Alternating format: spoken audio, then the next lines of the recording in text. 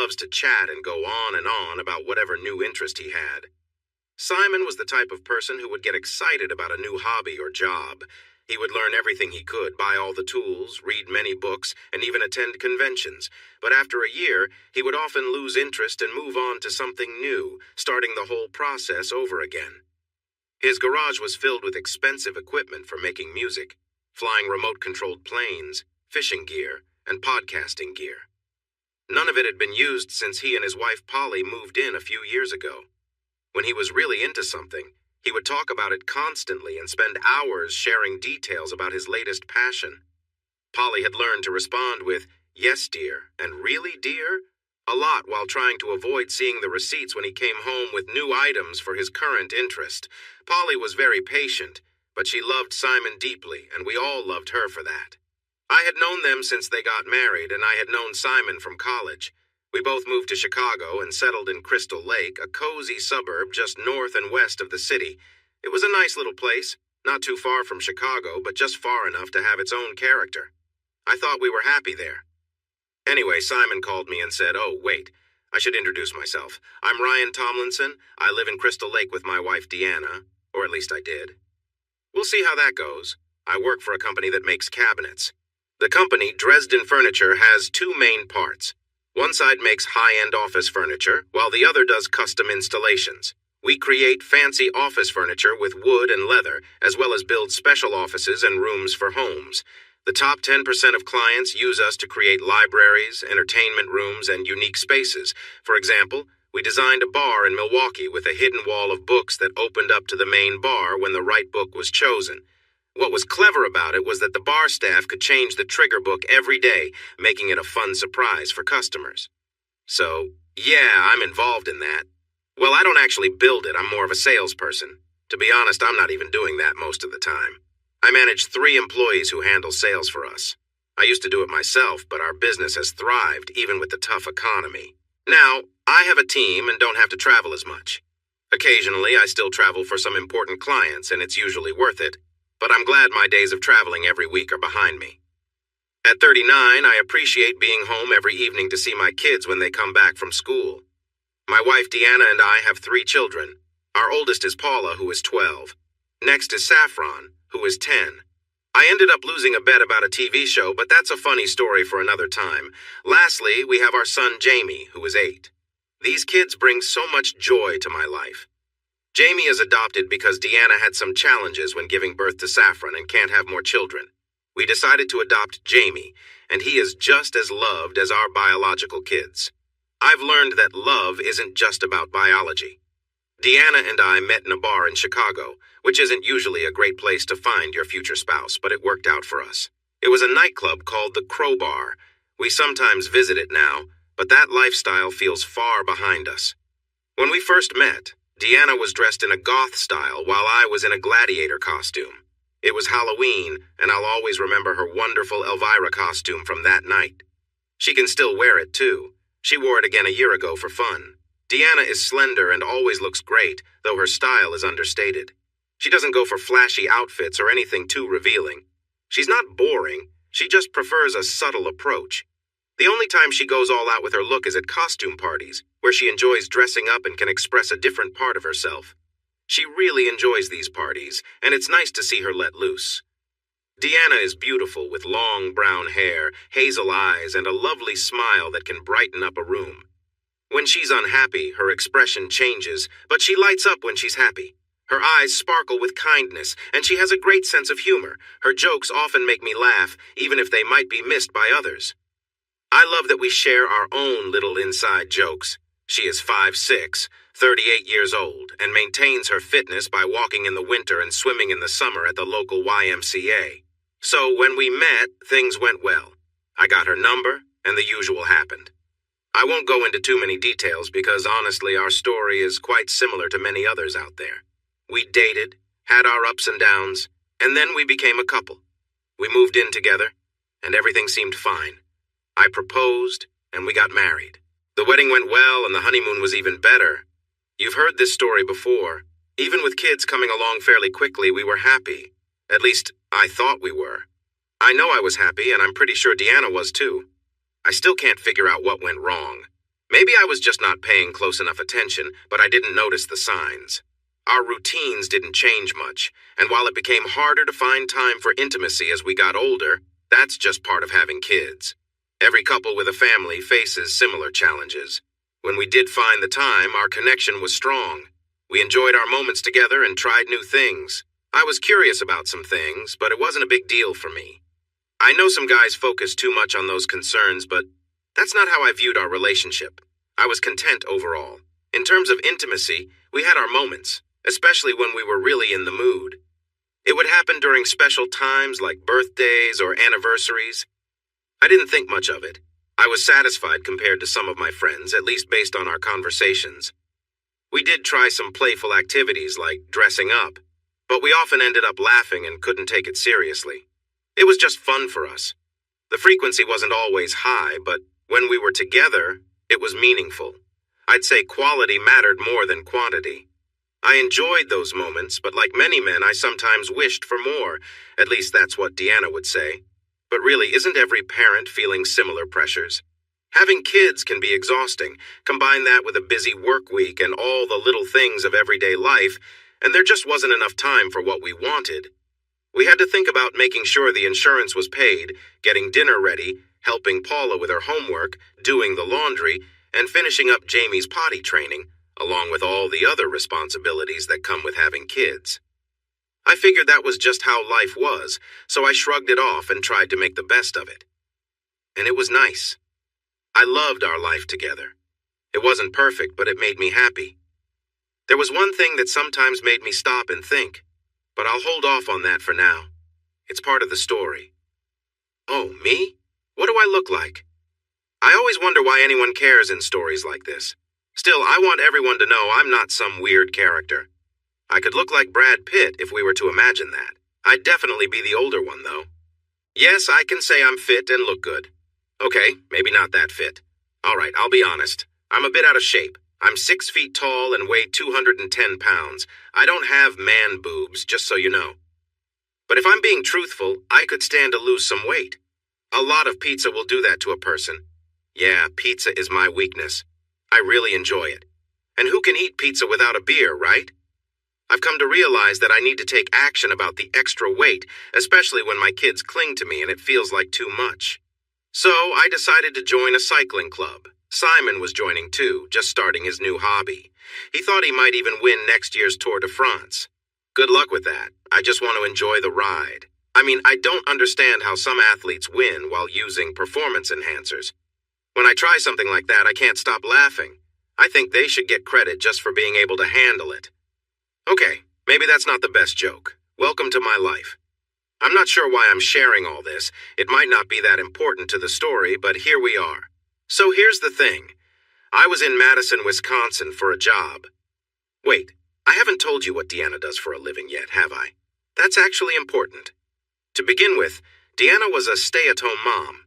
When we first got together, she was studying interior design in college, but even though she got her degree, she never used it. We got married, and with kids on the way, she wanted to fully enjoy being a mom while I was doing well as a salesman, so she decided to stay at home. She kept busy until Jamie started first grade, and after that, her days were free again. So she teamed up with a mutual friend, Crystal Rigg, who is married to Charlie Rigg, a well-known radio host in Chicago. I knew Charlie from college, and we still catch up now and then. Crystal works in real estate and needed someone to help stage homes for sale. They would walk through a house together, deciding how to move the furniture, what to take away, and what to bring in from a small storage unit we rented. Their goal was to show the house in a way that made it feel welcoming while keeping it neat and organized. Deanna had done a great job making our house feel like home. She spent little money but found a lot of wonderful furniture, artwork to hang on the walls, and other decorations. I don't really know what to call these items, but Deanna always found ways to use them. It was common for her to change things around regularly. Every couple of weeks, something would be different, and new items would appear, while others were tucked away. Our house was always changing, and over time we ended up with so many things that were no longer needed. Deanna didn't want to give them up, so we rented a storage unit, which eventually filled up. Sometimes things didn't go well, like the time I came home to find the picture above our bed, A nice photo from our honeymoon in Jamaica had been replaced by a strange picture of a French clown with a bottle of champagne. I didn't like that change at all. Deanna sometimes needed a little guidance to avoid mistakes, but overall she had a good eye for design.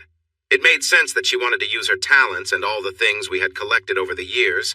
I say we, but honestly, I rarely noticed what changed until I came home and realized something felt different. It often led to me asking, "Did you change your hair, dear? Something seems different." And then I would get a look of narrowed brows and pursed lips. Deanna and Crystal worked well together, taking on projects in both the suburbs and the city. They often spent long hours together, especially on weekends when Crystal had open houses. They would stay in touch by phone, and sometimes I would surprise them with coffee when I passed by where they were working. Both of them easily attracted attention. And Crystal had a special way of communicating with people that felt personal, yet respectful. She could have deep conversations without crossing any boundaries, making it easy to talk with her about anything. She felt like a friend who really understood you. It's strange when I think about it now. I have no clue why I, along with everyone else, thought that, but that was just how she seemed. Looking back, considering what I later learned, it seems she probably did flirt a bit, but it was only with others. I guess I had a very limited view of her. Oh, and she had blonde hair. She was very fit. I used to joke that if they added a redhead to their group, I could call them and give them tasks for fighting crime. I tried to come up with a fun name for their little team, something like Power Squad, or something less obvious, but I never quite got it right. People often gave me funny looks. Now let me share some background. There's me, Ryan, my wife Deanna, and our friend Simon. I work in sales, and Deanna helps with staging houses and apartments. We have kids and are handling the everyday stuff, I think. So, there I was in Madison. You want to know why I was there? That's the big question. I was meeting with a client at the University of Wisconsin about his home. He wanted a traditional library with 2 levels and a rolling ladder. Being a well-known professor, he wanted everything to be perfect, so he reached out to our company and insisted I come. He had heard great things from another satisfied customer, a video game company owner in Madison. We had done an impressive job turning his basement into an office, which he humorously referred to as his murder room. Somehow, that led to our professor reaching out to us. My boss took the call, and off I went to Wisconsin. Speaking of my boss, let me introduce you to Paul. Paul Dresden. What should I say about him? He's a good guy. He took over the company from his father, who passed away about 8 years ago. Paul cares deeply about the company and his team. He's nice and well-meaning, but let's just say he can be a bit clueless. Despite his lack of competence, he runs the company well. He believes he does. I actually make things happen. Paul tells me what he wants to do, and I figure out how to make it work. He's so forgetful that he often doesn't recall what he asked me to do last week and doesn't even check in to see if it's done. Even so, we like Paul. It's not out of disrespect or anything like that. We're genuinely fond of him. We are really trying hard to keep the company running so we all have jobs to come to each morning and to support Paul. Honestly, if he wasn't in his corner office enjoying fancy coffee and being lightly overlooked by his assistant, he might be out there making some clueless mistakes. We keep this company going because we enjoy our work and appreciate Paul, even if we don't always follow his ideas. For example, 3 weeks ago, Paul had the bright idea to enter the IKEA market. His plan was to create a showroom to compete with IKEA. We all know that no one else was really doing that. Instead of explaining how IKEA got to where it is and how they benefit from support in other countries, something Paul might never understand, I simply said, "Sure, Paul, great idea. I can't believe no one has thought of this before." Then I left him some details about a couple of warehouses and never heard anything more. A week later, he suggested making portable desks for the military so they could easily carry them. "Sure, Paul, I'll get right on that. I know it sounds unkind that I ignored him like that, but you have to understand. Paul is like that well-meaning friend who doesn't quite get things but needs to be treated normally. He cared a lot about his team. We even got vitamins every morning. He was genuinely a nice person. Out of respect for him and in memory of his very sharp father, we all try to keep things together. It's not because we think he's foolish. It's because we care about him. One more thing about Paul. He always looked fantastic.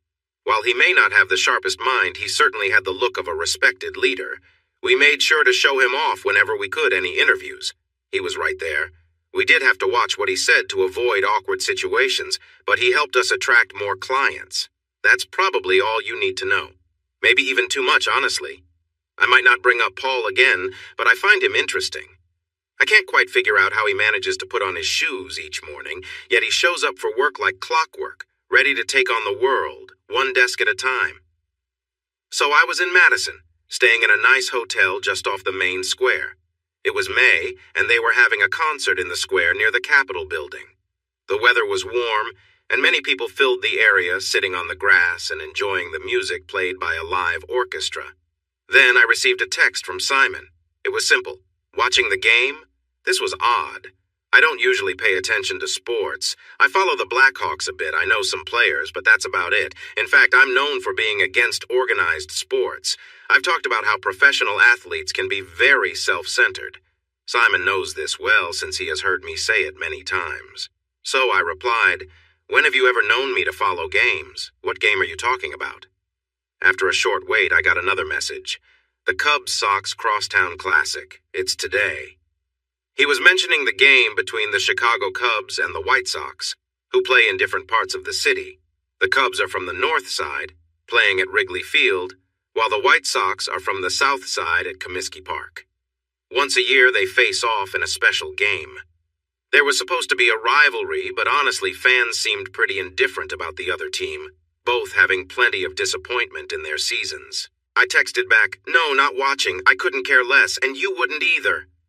I chuckled, knowing the double negatives would confuse him for a moment. Almost right away, I got a reply.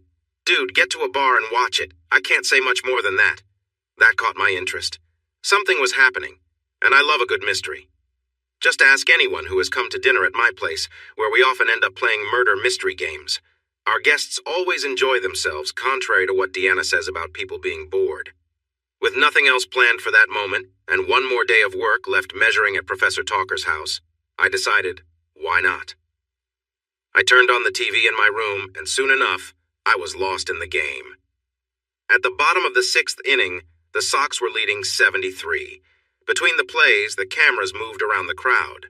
The cameramen often capture moments like couples sharing a kiss or special moments, which are then shown on the big screens in the stadium, much to the surprise of those on camera. Sometimes, they even catch wedding proposals. Sometimes, after someone sees a couple sharing a kiss, they might come back later to try to catch them again. I think we've all seen that happen. They must have done this before because they returned to a couple who clearly cared for each other. They were sitting close together in the lower bleachers. They had good seats, probably season tickets. They were talking excitedly, leaning into each other and sharing glances like couples do when they like each other. The cameraman noticed them, and soon their image appeared on the big screen in the stadium. At first, they didn't notice, but then someone sitting nearby nudged them and pointed to the screen. You could see the moment they looked up. On the screen, the words, "Kiss Cam, share a kiss," flashed. The couple exchanged looks, shrugged, and leaned in for a kiss. It was a big one, too intense and passionate. You could tell they were very close, and they didn't seem shy about it. But I didn't feel happy watching them. That was because the woman in the couple was my wife, Deanna. I recognized her immediately. She was wearing a jacket I had bought for her in a boutique in New York 3 years ago. The boutique was owned by actress Phoebe Cates, who often helped customers herself. I had a bit of a crush on Phoebe Cates, so I convinced Deanna to visit while we were in town. When Deanna figured out I wanted her to buy something special, she picked out the most expensive jacket and insisted I buy it for her. It was worth it, knowing that Phoebe Cates had asked for my address and phone number. I just sat there, watching in shock, feeling as if my world was falling apart. It's strange how my mind works in moments like this. It jumps ahead to imagine what will go wrong, worrying about things that might never happen because they're unlikely. My first thought was about Saffron, our daughter. Who will take her to her karate class on Wednesday if we get divorced? I know it's a silly thought, but I guess it's a way to protect myself from feeling too much. Next, I called Simon. He picked up on the third ring. "Hey," he said, sounding hesitant. "I'm watching," I replied. There was a pause as Simon thought about what to say next. "I'm sorry, man. I thought you should know," he said. "Yeah, I guess. They really seem to care about each other, don't they?" I responded. Yeah, Simon said simply. We spent a few more moments just listening to each other breathe. I could hear the game on his TV in the background, echoing with the one in front of me. It was strange because his was slightly behind mine, making it sound like an echo. I thought about how his TV could be behind mine if he was closer to the actual game. Shouldn't it be the other way around? My mind started wandering. They were on earlier. That's why I texted you. The kiss cam caught them together. He even had a hand under her jacket. That's why the cameraman went back to them, Simon said after a moment. Wow, I replied. You think this is the first time? It doesn't seem like it, does it? It looks like they know each other well. Yeah, I thought so too. The kiss cam moved on and the game continued. Surely she knows I'll see this, right? I think she's a little distracted, and a lot of what they show on the big screen is seen only in the stadium. With you and your friends, she probably feels safe about it. He had a point. Most of my friends were more into using their brains than sports. Okay, maybe I was exaggerating. Most of them just didn't care much about sports. Thinking back, that was a bit odd. I think they're lost in the moment, and she's probably worried you'll see it and that someone she knows will too. That sounded more accurate. Probably. Good thing you were watching. I'm at Tommy's house. That explained a lot. Tommy was Simon's brother-in-law and a huge baseball fan. We didn't get along well because he made a rude comment at a barbecue once, and I almost lost my temper. It was better if we didn't see each other. We sat in silence as we watched the White Sox strike out, and the batter walked back to the dugout. What are you going to do? Do? Nothing for now. I need more information. Yeah. More silence followed as the game went to a commercial break. I noticed the commercials were different for him than for me, probably because of where we lived. So, I'm not sure what else to say. Are you going to be okay? No, but there's nothing you can do from there, Simon. I'm going to go drink, sleep poorly, and figure out a plan, in that order. Sounds like a plan. Just don't do anything reckless, okay? I don't want to have to come get you. Just be careful. Yeah, well, I'm 300 miles away. She'll be home by the time I get back. Like I said, I need more information. Okay, well, be safe. Call me when you get back. I will, Simon. Thanks. Overall, it was a pretty ordinary conversation for such a heavy topic. It felt a bit scattered. I was overwhelmed when I think about it now. I wanted to know everything instead of just reacting. I think part of me was in shock, and part of it was just how I am. I like to understand things before I show my feelings. At college, I got known for this. I still felt things inside, but I learned to keep that to myself until I had all the facts. I figured out early on that when someone tells you shocking news, the main question is always, what else don't we know? There's usually more to discover. After my call ended, I dropped my phone on the bed and then had an idea. I opened the Find My iPhone app. Deanna and I used the same Apple ID, so if she bought something, I got it too, and vice versa. We shared the ID across all our devices, so purchases showed up everywhere. One benefit was that we could find each other's devices since they were all linked. I found the app, opened it, and looked for her phone. Sure enough, it showed she was at Wrigley Field. I took a screenshot for good measure. Then I sat down and tried to figure out my next step. The shock was really hitting me. I felt a mix of cold and heat. I didn't know what to focus on. I sat down heavily, bounced off the edge of the bed, and ended up on the floor. As the realization set in, I struggled to understand what was going on. I wasn't the first man to have his wife be unfaithful. Others had moved through this. Why was this happening to me? An hour later, I woke up confused about my surroundings. Once I remembered everything, I barely made it to the bathroom before I felt nauseous. Questions bombarded me from every angle. Did she love him? It certainly seemed like it from what I saw. Who was he? What did he have that I didn't? How long had it been happening? Who else knew? Did Crystal know? She must know. She's helping her. Where were they meeting? Was he married? Was he better than me? Was she going to leave me? What about the kids? What would happen to them? How did it all start? But mostly, I wondered, what should I do next? It's easy to talk about needing more information, but facing this situation was a different challenge. I was trembling as I returned to bed and fell into a restless sleep, troubled by dreams that left me feeling worse than I had expected. I realized I didn't need anything else to have a tough night. I could manage that all by myself. When morning came, I woke up sweating and shaking. I questioned if I was coming down with something, but I wasn't cold anymore, and a hot shower helped ease the trembling.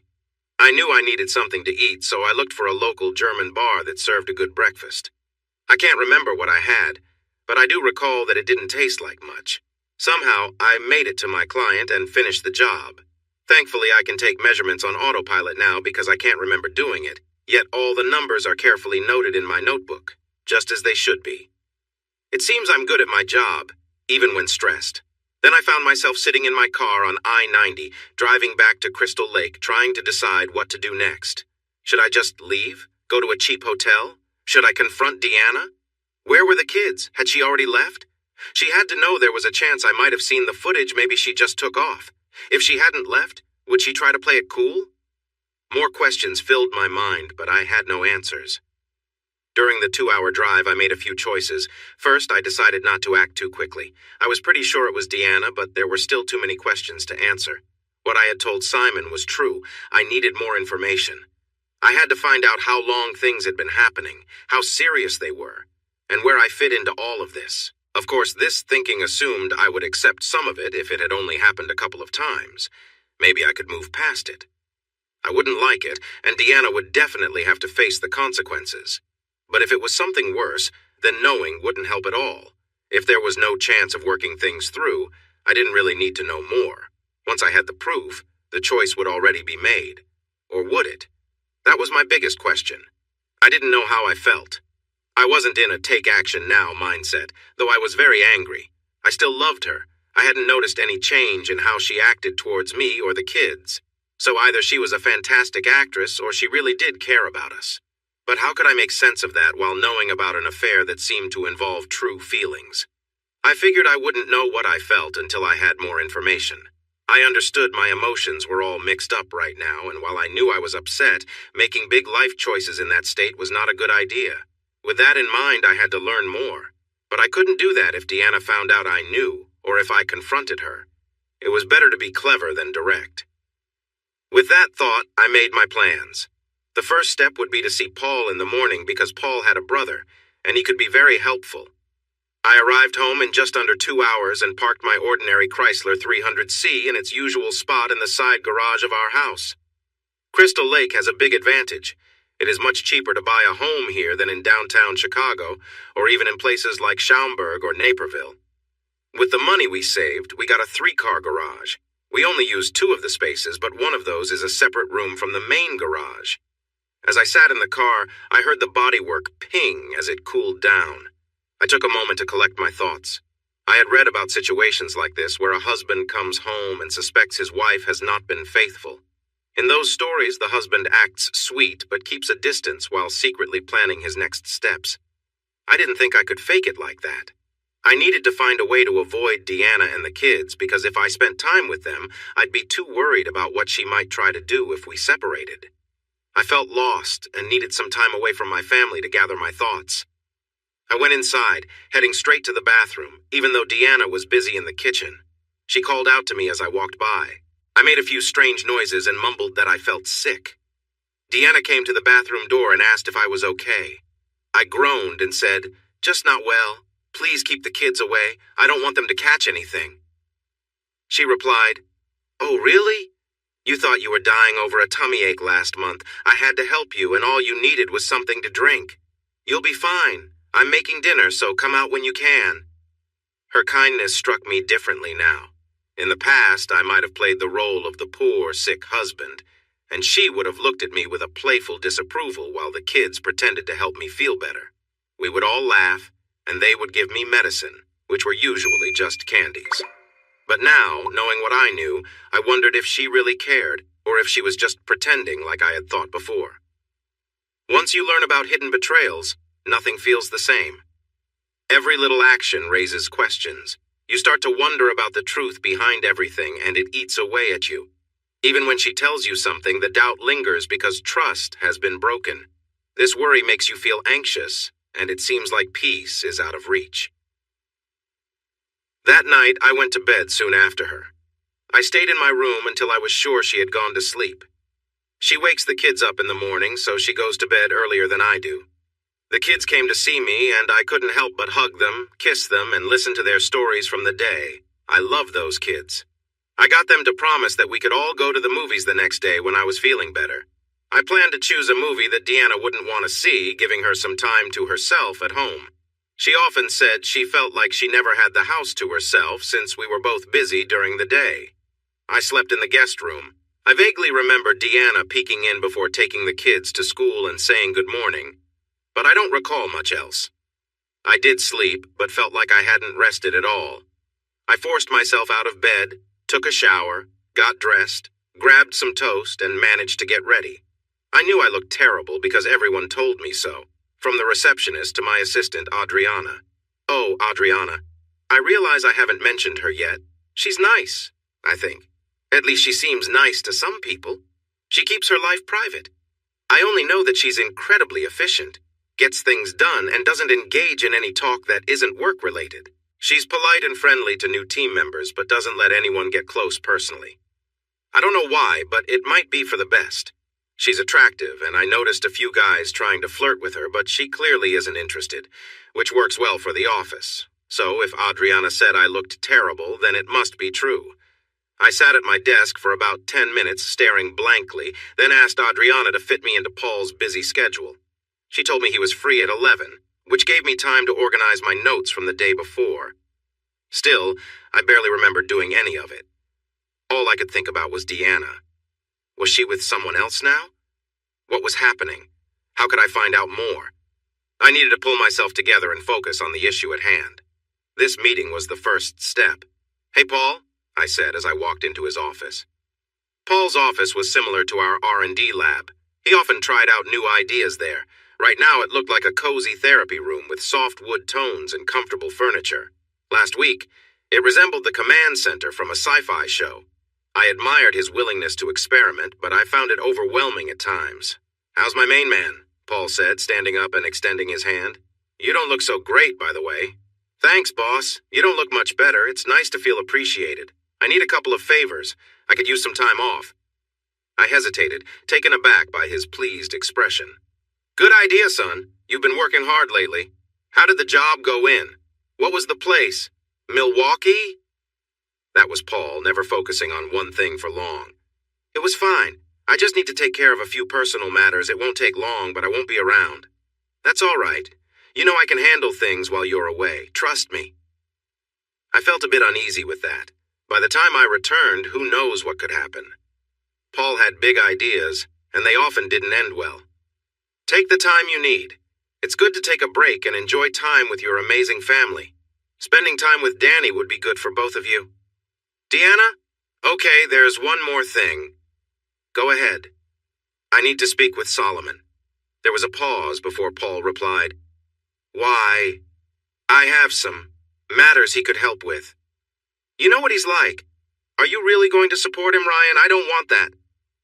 "Paul, with all due respect, he might be a bit different socially, but he's really talented and I need his help right now." "Is this about work? I can't risk having the company connected with him." "No, this is personal." Paul was quiet for a moment as he thought it over. "All right, just this once. Since you've been such a loyal partner, I guess I can allow it." Solomon Dresden had always been the odd one out. He was mixed race, and his look had caused Paul's mom to be cut off by his dad. Solomon grew up with his mother, and his life was quite a challenge. He faced social difficulties and had trouble controlling his impulses, but on top of that, he was very smart. The first time he saw a computer, he dove right in and started hacking within a month. He took down his first bank in Hong Kong, and 6 months later, the NSA arrested him. They wanted to use his skills for their own needs, but soon realized that someone who struggled socially wasn't the best choice for such access. There were some issues with him following a celebrity, and he ended up spending 4 years in a facility. After that, he was released thanks to a group named Justice Now, which argued he had been unfairly treated. Now he could only use social media, and once his father passed away, Paul took him under his wing. In this regard, Paul was pretty sharp. He understood that Solomon's skills would be in high demand, especially by those who operated outside the law. He moved Solomon around often, doing what he called his Domestic Witness Protection Act. He hired a caregiver for Solomon who stayed with him all the time. This was one of the best things he had ever done for his little brother. It was one more reason why we admired him. "Okay, so where is he?" I asked, thinking I might have to run all over to find him, imagining trips to busy airports and getting a bag out of a locker while trying to avoid trouble. "At home," Paul replied, smiling. "He's what?" I said in surprise. Paul just shrugged. He wanted to come home for a bit. I thought, why not? We gave the caregiver some time off since he was back. I didn't know how to respond to that, but time was ticking away, so I moved on. "Thanks, Paul. I'm heading out now. Call me if you need anything, but..." Paul reached out and took my hand again. "It's okay, Ryan. Whatever is going on, we can work it out together." I shook his hand, looking at him, and felt like I might break down right there. But I held myself together and left. I got to Paul's house about an hour later. I had stopped by the office and spoke with Adriana, telling her that if Deanna called, I was out on a local job. She raised an eyebrow but didn't ask any questions, just gave me her familiar "I don't care" look. I knocked on the door to Paul's house, and there was Solomon, looking tired and like he had just woken up. He recognized me and shouted, "Uncle Ryan!" wrapping his arms around me. He was only in shorts, and we were on the porch of Paul's fancy house in a gated community. It was a bit funny knowing the rumors that could arise from this. I gently pulled away and motioned for Solomon to come inside. I knew Solomon would remember me. I had bought him his first video game console and some games to go with it. Sometimes Paul teased me, saying I had started Solomon on a wild path, but I didn't regret it. He had been kicked out of 3 schools, and the poor kid just needed something to focus on, so I had helped him. We had been friends ever since. Once inside, Solomon started making coffee. He held up the pot and asked, "Want some?" I nodded. Sure, Paul had all the good stuff. Solomon poured me a cup and sat down across from me at the kitchen island, where we both enjoyed the rich coffee. "So what's going on, Uncle Ryan? You didn't come here just for the coffee." I took a moment, just enjoying the smell of the coffee.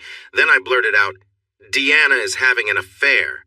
Solomon immediately set down his coffee, got off his stool, and came over to hug me. It might not have been the most fitting reaction, but it felt nice. For a moment I was overcome with emotion, and then he let me go and I regained my composure.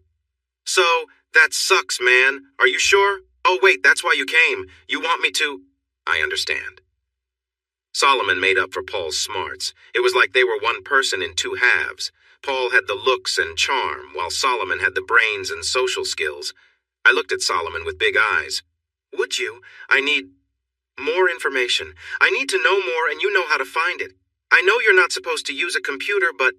Solomon just smiled at me. "Of course, Uncle Ryan. You don't even need to ask. We'll find out and settle this. It's all possible." So that's what we did. He took out his laptop and went online. It was an eye-opening morning. I learned a lot about how hackers operate. I expected many little windows opening with lots of codes, like you see in movies, with countdowns and action. But Hollywood isn't always truthful. Most of the time, Solomon was in chat rooms. Many hackers are not as active as you'd think. If you want to get into a system, someone else might have already done it. You just need to connect with that person and either get them to share their method or their login details. There are many hacking chat groups globally where people share this kind of info. It works on back and forth. You have to give something in return. Solomon, known online as Scorbius, was famous, and people were eager to help him. First, we needed to access the booking system at Wrigley Field. Simon believed they were in a special season ticket box, so we needed to confirm it. Solomon spent some time chatting online but learned that none had been in the booking system at Wrigley Field. It's a sports thing. They were more into their hobbies.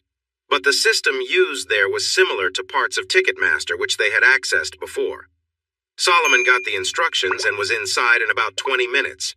While he worked, I browsed the MLB website for clips of the game. I found one where the camera moved across the crowd, and there they were. Luckily, they didn't have the kiss cam part online. I wasn't sure I could handle that. From a still shot, we checked the seating plan and figured out where they were sitting. After that, it was easy to look through the database and see if those seats belonged to a season ticket holder. They did. Jordan Lawler, the name of my rival. Not just a rival, more like my true opponent. Rival suggests he might have won already. I was back and forth in my thoughts again. Should I confront him or just let it go? I still didn't know. We found his home address. It was an apartment downtown, probably not a place for raising a family. We didn't get his credit card info. I learned something valuable from this experience. Most websites that collect credit card information to charge customers don't actually keep that information themselves. There are many rules about how credit card details should be handled. There are specific servers and access methods required, and many businesses that sell things online don't have the time, money, or expertise to set all of that up. So, they often hire companies that specialize in storing credit card information. When you enter your credit card information to buy something like movie tickets, that part is managed by another company.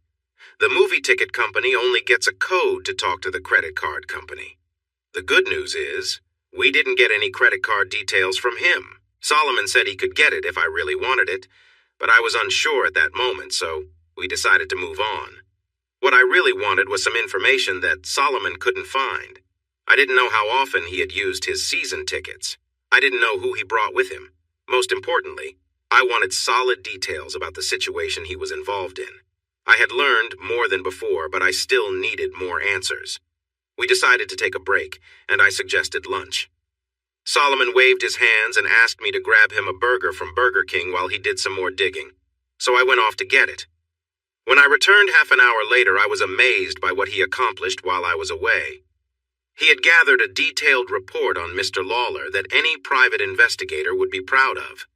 Sure, it was all obtained in a questionable way, but I wasn't planning to use it in court, so it didn't matter. As we ate, I reviewed the information. I learned that Mr. Lawler was married, which I didn't expect. He lived in Philadelphia, had 2 kids, and traveled to Chicago to work on a company buyout. He was negotiating a deal to buy a candy company there. He had already been in Chicago for at least 8 months and would probably be there for another 2 or 3 months to finish the deal. He bought a condo to stay in since he was spending so much time in Illinois, thinking he could sell it later and break even. Now the condo was on the market. We also found out that he was a client of Royals Realty, where Crystal worked. That was the connection. That's how he met Deanna. She was staging his condo. While I was focused on the documents, Solomon pointed to the file and said, "That was fun to put together. Deanna should get involved more often." I paused for a moment, letting him realize what he had just said. It took him a second, and then he quietly said, "Oh no. I'm really sorry, man. I didn't think. You know how it is with social issues. Sometimes you say things without realizing it. Anyway, I decided to move on." I looked at him and said, "Don't worry about it," then went back to my reading. We were making progress, but I still needed more information. Then I suddenly remembered Crystal. She would definitely know something. So I took out my phone, motioned for Solomon to be quiet, and made a call. After a few rings, Crystal picked up. "Hi, Ryan. How are you? Feeling okay?" Deanna must have talked to her. That was good. It meant they were in touch. "Sort of. Hey, Crystal, do you know where Deanna is? I think there's a problem with her phone. I tried calling her yesterday and today, but I couldn't get through. It doesn't even ring. Maybe she's somewhere with no service? Do you have any idea?" "Oh, I'm not sure, Ryan. She's doing a project downtown today in an apartment building off Lower Wacker Drive. She mentioned needing to get some things from storage, so she might be heading to Crystal Lake right now. I can let her know you called if she reaches out to me." "Yeah, that works. It was the same yesterday, too. Do you know where she was then? I was curious if it had anything to do with her phone." Now that was the key question. "Oh, she was with me at a showing. We were downtown again. I've got 4 different apartments I'm showing right now." Aha, that was a clear lie. Crystal clearly knew more and was protecting Deanna. Now I had a new approach to take. "Okay, not a problem. I'm sure she'll call me when she can. Thanks, Crystal. Say hi to Charlie for me." "Will do, Ryan. Take care of yourself, all right?" Her husband, Charlie, was well known on the radio. He combined humor with his political views and was very popular in Chicago. Although he had political goals for the future, he was enjoying making people laugh. In many ways, Charlie could be more persuasive than anyone else I knew. Humor makes people agree without realizing it, which is similar to my sales techniques. Strangely enough, even though we had different political views, Charlie and I got along well. We had fun together as long as we avoided certain topics. He even called me on his show a few times. Now, I needed to find a way to get information from Crystal.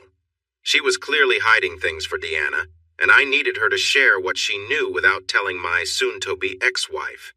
The situation had turned again. I was going through a divorce. I needed to figure out how I felt and what I was going to do, but that could wait. So, how was I going to get information from Crystal? One thing was clear. I wouldn't get anything by just sitting around here. But Solomon might help. Hey, Solomon. Yeah? Can you keep looking into Crystal Riggs? I need any information you can find, bank details, job history, anything. She's one of Deanna's friends, and I need leverage. Solomon looked at me oddly and said, You know you sound like an old-school gangster, right, Uncle Ryan? I blinked and replied, Can you do it? Solomon was slightly offended. Of course I can. I'm just curious about what you plan to do with this. Don't worry, it won't lead back to you. None of this will be used in court. I just need to know what's happening. Solomon's eyes showed understanding. I can support that. I'll work on it. These people need to face consequences. If you need anything, just shout, okay? How do I contact you?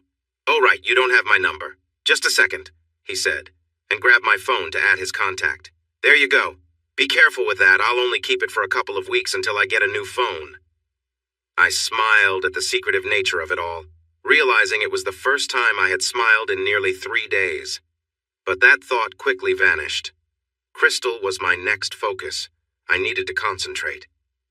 I sat in my friend Simon's car outside an apartment building, waiting for Crystal to come out. Earlier, I had called Simon and asked to borrow his car. He agreed quickly, so I rang his doorbell since I was nearby. We talked for a bit, and I noticed he looked worried.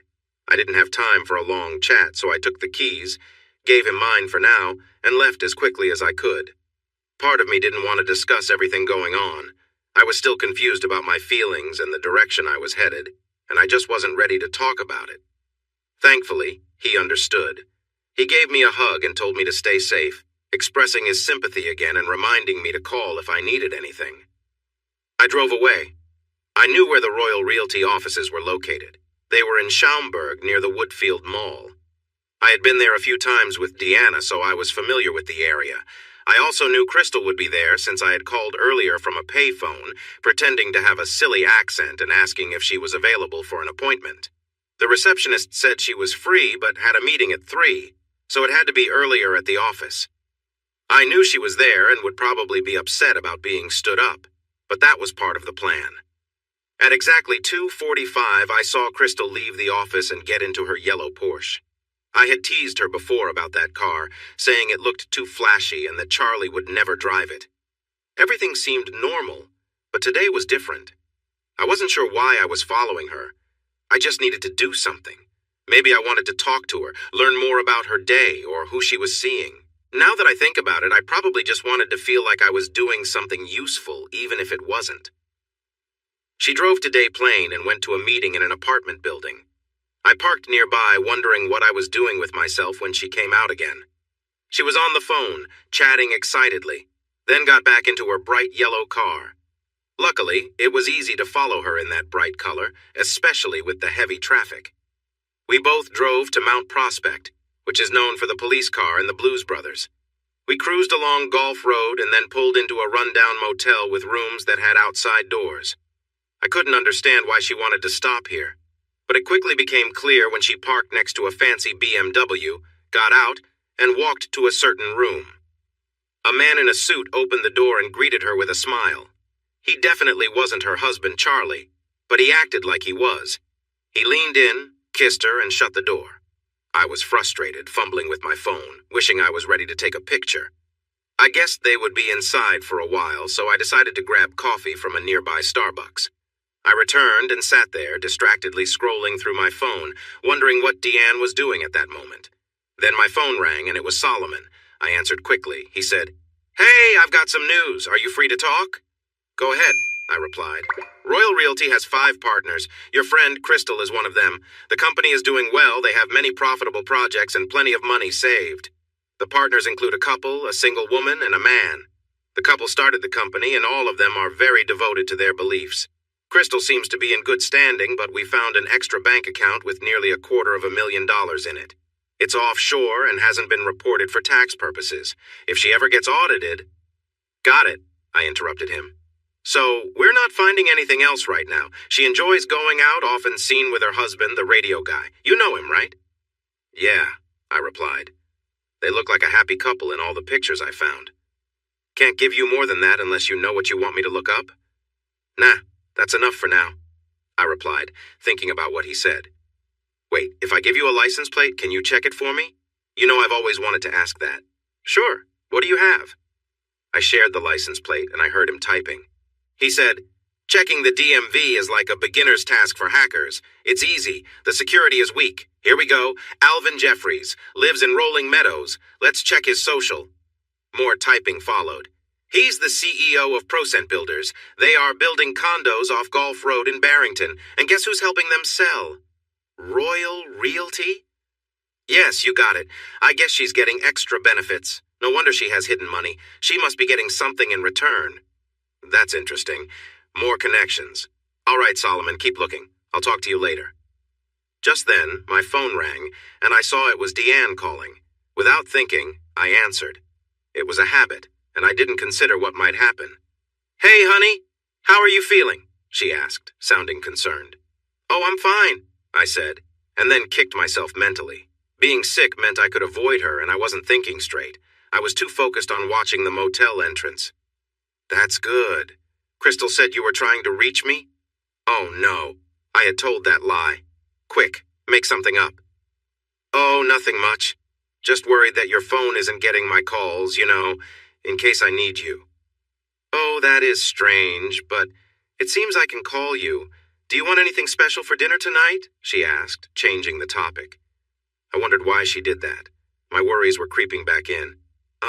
I don't know. Chinese? Oh, the kids will love that. Jamie really likes dumplings. It's cute. I just sat there, amazed at how normal she sounded. At that moment, I realized our life was built on a lie, at least partly, maybe mostly, and it included some very important things. Yeah, I replied, unsure what else to say. Are you okay, babe? You sound distant. I'm in the middle of something. I have to focus. It's some tedious work I'd rather not do, but it needs to be done, I said, honestly. Oh, okay. Well, don't let me distract you. Have a good day, babe. Can't wait to see you. I have a little surprise for you. She finished her sentence with a hopeful tone. I couldn't feel any excitement, so I just grunted and hung up. I sat there for a moment, thinking about the situation. I found myself sitting outside a motel thinking that my wife's friend and boss might be having an affair. Just 2 days ago, I never imagined this was happening in my life. Now it seemed like everyone I knew was involved in something like this. I felt lost, as if I was walking around with closed eyes, not seeing what was really happening around me. It made me question everything. Were the meetings I thought were to discuss important school matters actually just gatherings to meet new partners? Whatever happened to being loyal? Why was there so much disrespect for commitments? I never thought I would have to worry about this in my own life, but once you think about it, you start noticing things you never saw before. I needed some information about Crystal, and suddenly I found she seemed to be just as unfaithful as my wife. It made me want to pack up my kids and move far away to a place where no one would be close enough to cause trouble. I really couldn't wrap my mind around this situation. Was anyone I knew being faithful? I adjusted my phone to record again, and just as I did, the door of the motel room opened. I scrambled out of the car and pointed my camera at the scene. The guy was missing his jacket and tie, and his shirt was partly tucked into his pants. The woman was finishing buttoning her blouse, and then they shared a passionate kiss. I was recording it all. I've never understood why people cheat and then stand publicly to kiss. It's like they are announcing to the world, "Look at us. We're at a motel in the afternoon." It seems so reckless. If they were committed to each other, why would they need to meet in secret? It felt silly, but there I was, secretly watching them, so who was I to judge? The man grabbed his jacket, walked to his car, and drove away. Crystal then got into her car and started talking on her phone, and that was my moment. I needed to act quickly. I was fed up, frustrated, and wanted answers right away. I walked over, opened the passenger door of her car, and calmly climbed in, smiling at her. She looked at me with a forced smile and said into her phone, "I'll call you back. "I have someone here," and ended the call. "Hello, Ryan. What a surprise. What can I do for you?" she said, sounding polite but clearly wishing I wasn't there. The fear in her eyes was clear, but she was clearly going to try to stay calm. "Oh, I don't think you can help me much right now, Crystal.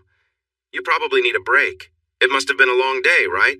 I said, nodding toward the motel room door. She flushed and replied, "I'm not sure what you mean. I was meeting a client. He has meetings in the area and stays here when he does." "Sure, I believe that. But I wonder why, Crystal. Alvin lives in Rolling Meadows, which is less than 10 miles away. Why would he stay in a motel? And why did he leave right after your meeting?" Crystal opened her mouth but then closed it, her eyes darting around as she looked for words. "How about this? There's a bar nearby. Let's drive there and get a drink. I'm sure you need one to calm your nerves, and besides, you must be thirsty." She continued to stare at me, unsure, until I buckled my seatbelt and firmly said, "Drive." She jumped at my prompt. She quickly put the car in drive and we headed to the Under the Sea saloon. The bar was as unappealing as it sounded, the kind of place where the floor feels sticky. But it had no windows, plenty of tall booths, and dim lighting perfect for the talk I needed to have. We parked, went inside, and I ordered a club soda for myself and a brandy for her. That was her drink, if I remembered right, but not the best kind. She didn't deserve that. We sat down and I took out my phone, fiddled with it, and then showed it to her. "Before we start, I want to show you this. I've already saved it, and with the push of a button, Charlie will see this." She looked shocked as she watched herself leave the hotel room, kissing Alvin and fixing her clothes. "Speaking of which, I think Charlie would want to know about that secret account you have. I bet he doesn't know about it right now, does he?" I took a chance with that comment, and her tight expression, along with how she gripped her glass, told me I had struck a chord. "How do you know about that? What do you want from me?" Crystal whispered fiercely. "You know what I want," I said. I didn't think about how it might sound until I saw her pull away from me. "I won't be involved with you. I'm not making this worse." I was surprised. I had been so caught up in my own issues that I hadn't thought about how my words might affect her. I should have known better. "Crystal," I said calmly, "I do not want that with you. I wouldn't think of getting involved like that right now. Why would I ever want to?" Crystal was caught off guard by the intensity of my words. I was surprised too. The frustration I felt about Deanna was spilling out, and unfortunately she was the one in front of me at that moment. To her credit, she held her ground. She gritted her teeth and said, "I'm not the one trying to blackmail you." Touché. I raised my eyebrows to show I understood her point. "Well, I'm not the one being unfaithful, and that's what I need to discuss." "Look, it doesn't mean anything. You can't tell Charlie. He wouldn't get it." "No, I bet he wouldn't. It's just a casual thing. It's just a way to seal the deal. The money is for our retirement. We want to move to Florida eventually. I want to make sure we have everything we need." "I really don't need your excuses, Crystal. I don't care. You made your choices, so now you have to live with them. I'm not interested in your messy affairs. Your reasoning, which lets you go home to a man who loves you after spending time with another man, is not my concern." "Then what do you want?" she asked defiantly. "Money?" I frowned. "Like I said, you know what I want. I want to know about Jordan Lawler." Crystal looked at me in surprise and then said quietly, "Oh no." She took a sip of the brandy and looked away. "Yes, Crystal. You are about to betray Deanna, or your marriage could end before that drink is finished. I doubt your partners at Royal Realty would be pleased either." "Oh, I think some of them would be proud," she said softly. "Really? Do you think the devoted couple would be happy to hear how you're handling clients on company time? About your little savings? I bet they would have a lot to say about that, don't you?" Crystal just stared at me. "So spill the beans, Crystal. Tell me about my wife and this guy. What do you know?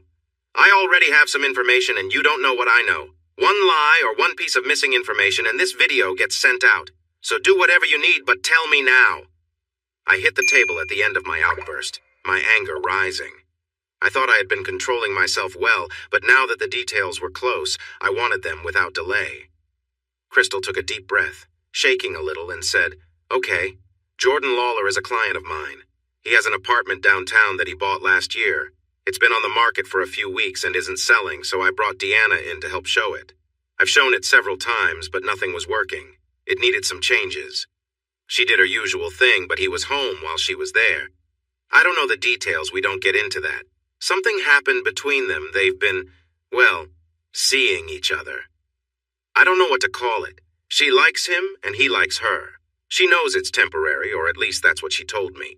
She knows he's going back to Philly when his work is done, and she wants to enjoy it while he's here. There. Is that what you wanted to know? Crystal was still shaking. I could understand why. Telling me the truth wasn't going to make me feel any better about what she had been doing. The truth might upset me enough to take action about her marriage, and she was right to worry about that. I was shaking too. Here was the proof I needed. How long? I asked simply. I'm not sure. At least 6 weeks now, maybe more. 6 weeks? I couldn't believe it. Was I really that clueless? Crystal must have seen the shock on my face because she took my hand. Listen, it's not you, okay? What little she has said makes it clear she loves you. I know it doesn't seem that way, but she does. She's doing everything she can to keep it hidden from you, even though she's taking big risks. From what I hear, that's part of the excitement. They meet in unusual places like elevators and bathrooms where they could be caught. That thrill is what she's chasing, since she knows you wouldn't agree to it. This is her way of feeling that thrill while still being married. I stared at her, stunned. Yeah, now that I say it, I get how silly it sounds. The whole idea of taking risks should have some danger to it, especially for her marriage, Crystal said, making a face as if she had just tasted something unpleasant. How did you find out? Was it something big, like on the screen? I nodded, and she let go of my hand. I told her this morning how crazy that was. She just laughed and thought there was no way you'd find out none of your friends are into sports, and you surely wouldn't be watching. It was only on the screen at the stadium. No, it wasn't. It was on national TV, I said, my voice dull. Crystal closed her eyes and winced. Wow, I don't think she knew that. She just mentioned how it excited them, and they were really into it afterwards. I sat still, just listening. Is this guy something special? Is he good at what he does? I don't know, said Crystal. It's not like I sleep with every client. Just some, right? I said, a bit bitterly. She looked away, not answering. Look, Ryan, I could talk about it just being physical, but I don't know what it means for her. I never thought she would do this. When she first told me, I was shocked. I mean, I've always had wandering thoughts. Her? She seems so proper. When I mentioned this, she just smiled and said, Not right now, I'm not. I don't know what to think. When I've seen them together, they look happy, like they're in the early stages of love. I hate to say it, but I think this is serious trouble. In a way, I'm glad you found out. Now I can be honest with you. I just sat there, scratching my head, trying to process everything I had just heard. My life felt like it was falling apart, and I was sitting in a bar, unsure of what to do next. There's a lot to think about, huh? I can tell you this, Ryan, those kids are yours. She's never done this before. I hadn't even thought about that. I looked at her in surprise. She raised her hands in front of her.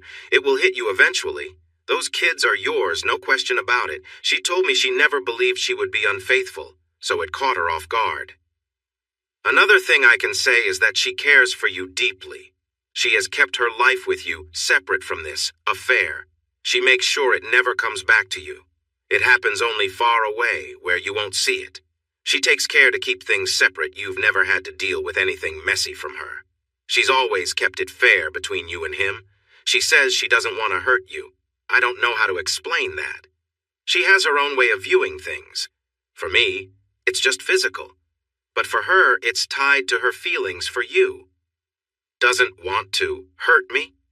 Besides having a relationship with someone else and lying to me about it for weeks, you mean? I was feeling both upset and angry. I'm not sure what to say, Ryan. I don't think anything I can offer will help. Oh, you've helped enough already, I replied, frustrated. Where do you think she got this idea that cheating is okay? From you. You, her friend who sleeps with clients to get ahead, then goes home to the man who works hard for you. I realized I was being a bit harsh. Charlie was only doing his radio show for fun, but my point still stood. Crystal looked taken aback for a moment, then her expression softened. I'm not sure I can explain this, Ryan, but at its core it's just physical. I don't know how else to say it. Oh wait, I do. You play tennis, right? I raised my eyebrows at her and replied, Do I look like I play tennis, Crystal? Seriously? Well, you've played at some point, right? She pressed. She was getting frustrated trying to make her point, and I was being difficult, but I nodded anyway. Here's the thing. When it's just physical, it's like playing tennis. You both get tired and sweaty, work up a good sweat, but no one really loses, so in a way it doesn't mean much. You wouldn't mind Deanna playing tennis with someone else, right? So think of it this way. If you let her have this, you also gain the freedom to do what you want, and she can't complain. Isn't that what every guy dreams of? I just stared at her, trying to piece it all together. I couldn't believe I was discussing the deeper ideas of cheating with Crystal Riggs. It felt like having a serious talk about space travel with someone very important. Where should I start? I really don't want to go through this, but some of your reasons are likely to come up with my soon-to-be ex-wife, so I might as well face them now. Crystal's smile disappeared when I mentioned soon-to-be ex-wife. I probably should have kept that to myself, but I was upset. First, while your point makes sense, Crystal, she smiled at that, it's still wrong. You don't play tennis just to have kids. Intimacy is about two people connecting deeply. It's sharing something special that stays just between you. It's about giving yourself to another in a special way that only you two understand. It isn't like a brief encounter in a cheap motel, no matter how you try to look at it. If both you and your partner see it differently, that's fine. You can choose to view intimacy in your way. But in your situation, that's not true, is it? Charlie has no idea you are seeing someone else. You know this is not right, or you would be honest with Charlie. You understand how he would feel, and you know society's views on this too. The fact that you ignore this shows how little respect you have for him and your marriage. You've created a silly idea that it's okay because you think there are no real feelings involved, so it doesn't affect anyone. That may be true for you, but you also know Charlie won't see it that way, or you wouldn't be hiding it. It's just like people who talk a lot about fake bacon, missing the point that they know real bacon tastes amazing. That's why they try to recreate it with tofu. In the end, what you've tried to say is just a way to shift the blame onto Charlie. You are saying, intimacy means nothing to me, so if it matters to you, that's your problem. Charlie feeling upset because you are with someone else is, in your twisted view, his fault, not yours. And lastly, even if you believe everything is true for you, it isn't the same for Deanna, is it? You've mentioned that you don't know what she thinks. Well, I can tell you one thing. She isn't at home with her family. She is out enjoying her time away and feeling desired while we are back home, doing the usual family activities. She's not being truthful with us. She's misleading us and not being loyal to any of us. Saffron, Jamie, Paula, and me. She made her choice when she married me in front of everyone who mattered to her. She doesn't get to change her mind later and act like it's no big deal. And it's worse because she's taking unnecessary risks to find her own excitement. I don't think she's being careful, and she's putting someone else's relationship at risk too. You say she can separate her feelings and still loves me like before. I disagree. That's just what people say to feel better about cheating. What he doesn't know won't hurt him. That's not true. Deep down, they always know. When you choose to betray someone, you understand there's a good chance it will come out. When you start loving someone else in that way, your feelings for the other person change. Sure, love for kids is endless, but love for a partner isn't the same. Life gets complicated with priorities and time. I can't accept that it's okay. I paused, catching my breath after saying all of this. Crystal looked like she was on the verge of tears. She said, I never thought about it that way. I know you probably didn't. But let's be real. If you had thought about it, you would have ignored it. You're not considering anyone's feelings but your own. The truth is, you, like my dishonest wife, haven't really thought about your actions. You've never truly considered how Charlie would react if he found out what you've been doing. If you have thought about it, you've probably told yourself, I'll make it up to him, pretending that makes it okay. How do you think he'll feel? Picture yourself in his shoes. Imagine if he were in a situation like this. Crystal's face went pale and she looked angry at first, then worried. Exactly. You can't grasp the hurt and damage your actions cause. You've done a good job of ignoring it to protect what you want. Now you've convinced Deanna of it too. Crystal frowned and said cautiously, Well, Ryan, let's be honest. Have you looked at yourself lately? Do you see how others see you? You're not young anymore, a bit tired, and maybe a little out of shape. You aren't exactly what someone would find attractive. I sat there, surprised, staring at her as she continued to express her thoughts. Is it any wonder she's looking elsewhere? Just look at you. You're not making it easy for anyone to want you. Can you blame her for being interested in someone younger and more charming? I closed my mouth and then just started laughing. Crystal seemed taken aback. She had really let loose at my expense. Oh my gosh, is that what they teach in cheaters' school these days? I asked, shocked. Really? That's the strategy? Attack instead of defend? Come on, Crystal, that's unnecessary. When we got married, there was nothing in the agreement about being faithful as long as your partner looked perfect. My vows didn't say I could cheat if one of us wasn't exercising regularly. I mean, you're right.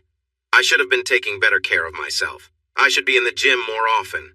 I could go on Wednesday night, but oh wait, I can't, because I'm taking Jamie to karate then. What about Thursday? No, that's when Deanna has her book club. How about Monday? Oh wait, that's payroll time and I have to be there so everyone gets paid. Yes, it's my fault that I'm turning 40 and not some perfect celebrity. I guess I should wear fancy clothes all the time and get my teeth whitened so they sparkle. What do you expect, Crystal? My voice got a bit louder, and the bartender glanced over so I toned it down. Crystal pulled back, looking a little scared. I'm 40. I have 3 kids. I work 60 hours a week because if I don't, the company fails and many people will lose their jobs. I try my best to spend time with my kids. I tell my wife she looks nice. I buy her flowers and compliment her on her outfits. I work hard so she can do her thing with decorating homes. And you know what? I take my wedding vows seriously. I can't believe she's still with me, given that I don't always look the best. Honestly, Crystal, don't ever blame me for not being someone else. She's not a perfect angel either, but I find ways to love her regardless. I was really frustrated, and Crystal could sense it. She just sat quietly as I took another sip of my drink and tried to calm down. I didn't even know why I mentioned Meg Ryan Amy Adams would have been a better example, since Deanna shares some qualities with her. Maybe it shows my age. Even if everything you just said was true, it doesn't make it right. You can't just forget your vows and hurt the person you promised to be with for life because things aren't as exciting anymore.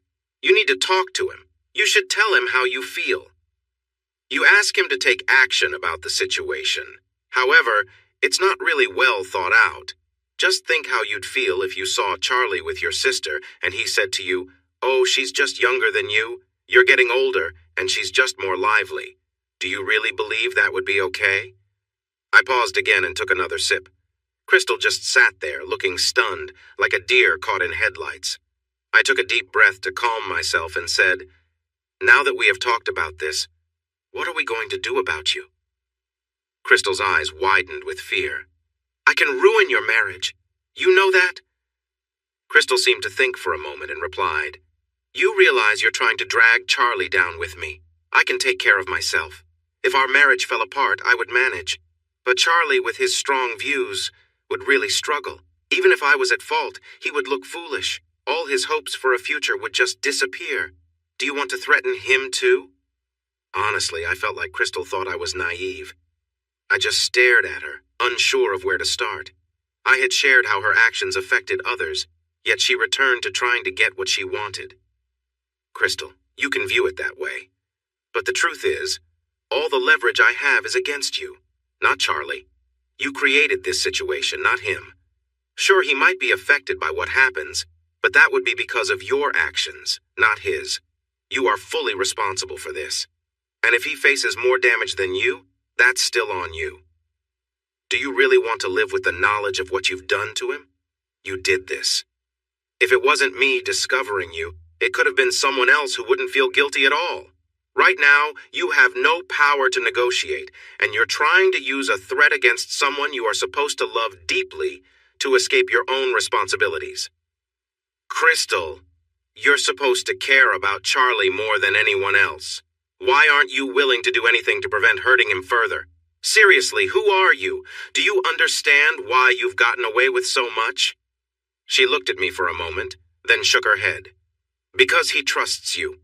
Completely. He's not monitoring you or questioning your actions. Whatever you tell him, he believes. What you've done with that other person, and who knows who else has changed that trust into something negative. I can't even begin to express how that feels. You'll never know because you are the one causing the pain. You will not understand the hurt of finding out you've been betrayed. This happened because someone took advantage of another person's trust. If this all comes to light, you will have shattered his ability to trust any woman for a long time. Deanna has already helped me with that. Why would you want that for Charlie? We both paused for a moment, taking sips of our drinks. When Crystal set hers down, she said, "Well, you're much more serious than I thought. You could make even Mother Teresa feel bad." I nearly choked on my drink and laughed a little. It surprised me that I could still find something funny. It felt good to laugh. After I calmed down, I placed my drink down carefully. "All right, what about you, Crystal? I will handle Deanna later, but we need to address your situation. This can't keep going on like this. So here's my idea. I read something similar in a story online, and it seems smart. If you want to have fun, great. Spend time with your husband. A lot. Make it special. I like Charlie, and I want him to feel happy. Use your creativity. If you want to have secret meetings, go ahead. Buy some fun clothes. Explore new things. If he enjoys it, keep it going. You could even invite someone else along. Just make him so happy that he talks to his friends about it. I won't be asking him, so if I don't hear anything, I'll have to share this conversation. Is that clear?" Crystal looked surprised, eyes wide, and nodded quickly. "I can do that. I would like to." "It doesn't matter if you'd like to or not, Crystal. You will do it, and you also need to stop covering for Deanna. Tell her anything like you found new beliefs or that someone has an illness. Make it believable. From now on, you won't show my wife that what she is doing is okay. Do you understand? And no hint of our talk goes back to her, or things will get messy for you. And no more cheating on your part, of course. Are we clear?" "Yes." "I'm glad you understand. You got off easy today, Crystal. Now please leave. I've had enough for one day." Crystal quickly grabbed her bag and nearly rushed out of the booth. Just as she was about to leave, she turned around and said, "You really are a good person, Ryan. I don't understand why she is doing this to you. Oh, and they have their game every Wednesday at Wrigley Field. If you want to see them, that's where to go." After she finished, she hurried out of the bar without looking back. I checked my phone to see that the recording was still running. I had it all just in case. As she left, two thoughts crossed my mind. The first was that a new idea had begun to form. It would basically end my marriage. But after hearing what Crystal said, I felt like it was already over. Eventually, I would need to hear the truth from the source. But right now, I was just really angry. Funny how my confusion turned into thoughts of taking action after learning all the facts. The second thing on my mind was that Crystal had driven me here and my car was still parked at the motel. I sighed, picked up my phone, and searched for taxi numbers. That night, I went home feeling upset. I hit every red light, and it felt like every slow driver was in my way. I started to think that the things people write about setting up cameras and recording in their houses were not realistic. I had stopped at an electronics store on my way home, and all that stuff was really expensive. Plus, I didn't have the skills to set it up. I had no idea how to connect anything, and even if I did, it wouldn't help because we only used mobile phones now. Sure, it would be easy for someone skilled, but they weren't here. I was. From what Crystal told me, Deanna was careful not to bring any of that stuff into our home. The only memorable footage I might get would be of me using the bathroom or the kids hiding plastic bugs in our bed at night. They loved scaring us with that. I wondered where they got that idea from. I parked in my small garage, and before heading inside, I looked at the boxes I had bought at the store. They were little voice recorders that turned on when they heard sounds. The stories I read made it seem easy, but these could only hold 100 recordings at a time. That meant I would need to constantly check them and get the recordings off. Well, being a spy was never going to be simple, but I looked good in a suit even if it was a bit wrinkled. That comment from Crystal still bothered me, mainly because it was true. When I walked in, the kids were running around making way too much noise for such little ones, especially with the TV blaring a show that I found annoying. Paula came over and gave me a shy kiss. She was at the age where she was starting to have romantic thoughts, and I, of course, was just gross to her. I nodded to Deanna, who was in the kitchen sorting through a pile of takeout containers. She nodded back and shouted, "Good day." "Probably not as good as yours." I replied, trying to be funny. Kids, turn off the TV, Deanna called out. This led to a collective, "Oh, Mom!" before they finally did it. Suddenly, the noise level dropped significantly. I said to Deanna, I need to take a shower. It has been a long day and it's humid outside. And she nodded absently as she organized the food containers.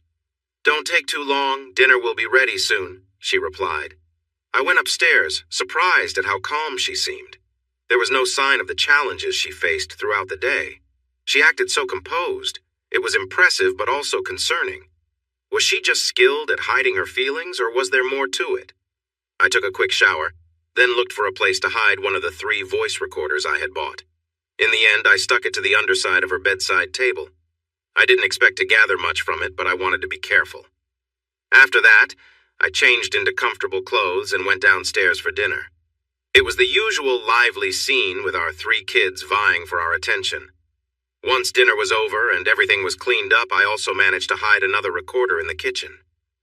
Deanna came over and sat in my lap. She gave me a special smile and let out a playful sound to suggest that dessert was coming. She whispered, You've been home for 2 days and we haven't had time together. Let's send the kids to bed early and relax ourselves. Looking at her, I felt differently. She seemed to be offering me some attention after possibly spending the day with someone else. It didn't feel genuine, it felt like an obligation. I struggled to keep my dinner down, but nodded anyway. Then she pulled out a small package from the coffee table and said, Surprise! I found this and thought of you. This was unexpected. What was I supposed to think? I opened the gift to find one of those GPS running watches, which track heart rate and steps. It even included a little device to put in your shoe to count your steps. I looked at her and she was watching me eagerly. She said, I thought it would be great for the biking you are doing with Simon. It will track everything.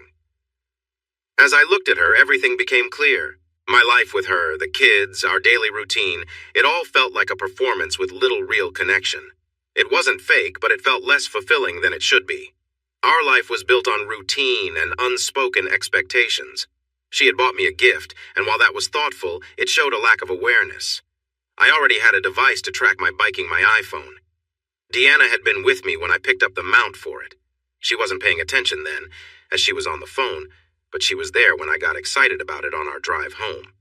She just wasn't paying attention, and it felt like my words were going in one ear and out the other. She didn't seem to care about what I was doing, except for the fact that I was trying to be healthy. I thought back to the times I tried to talk to her about it, hoping for at least a little interest.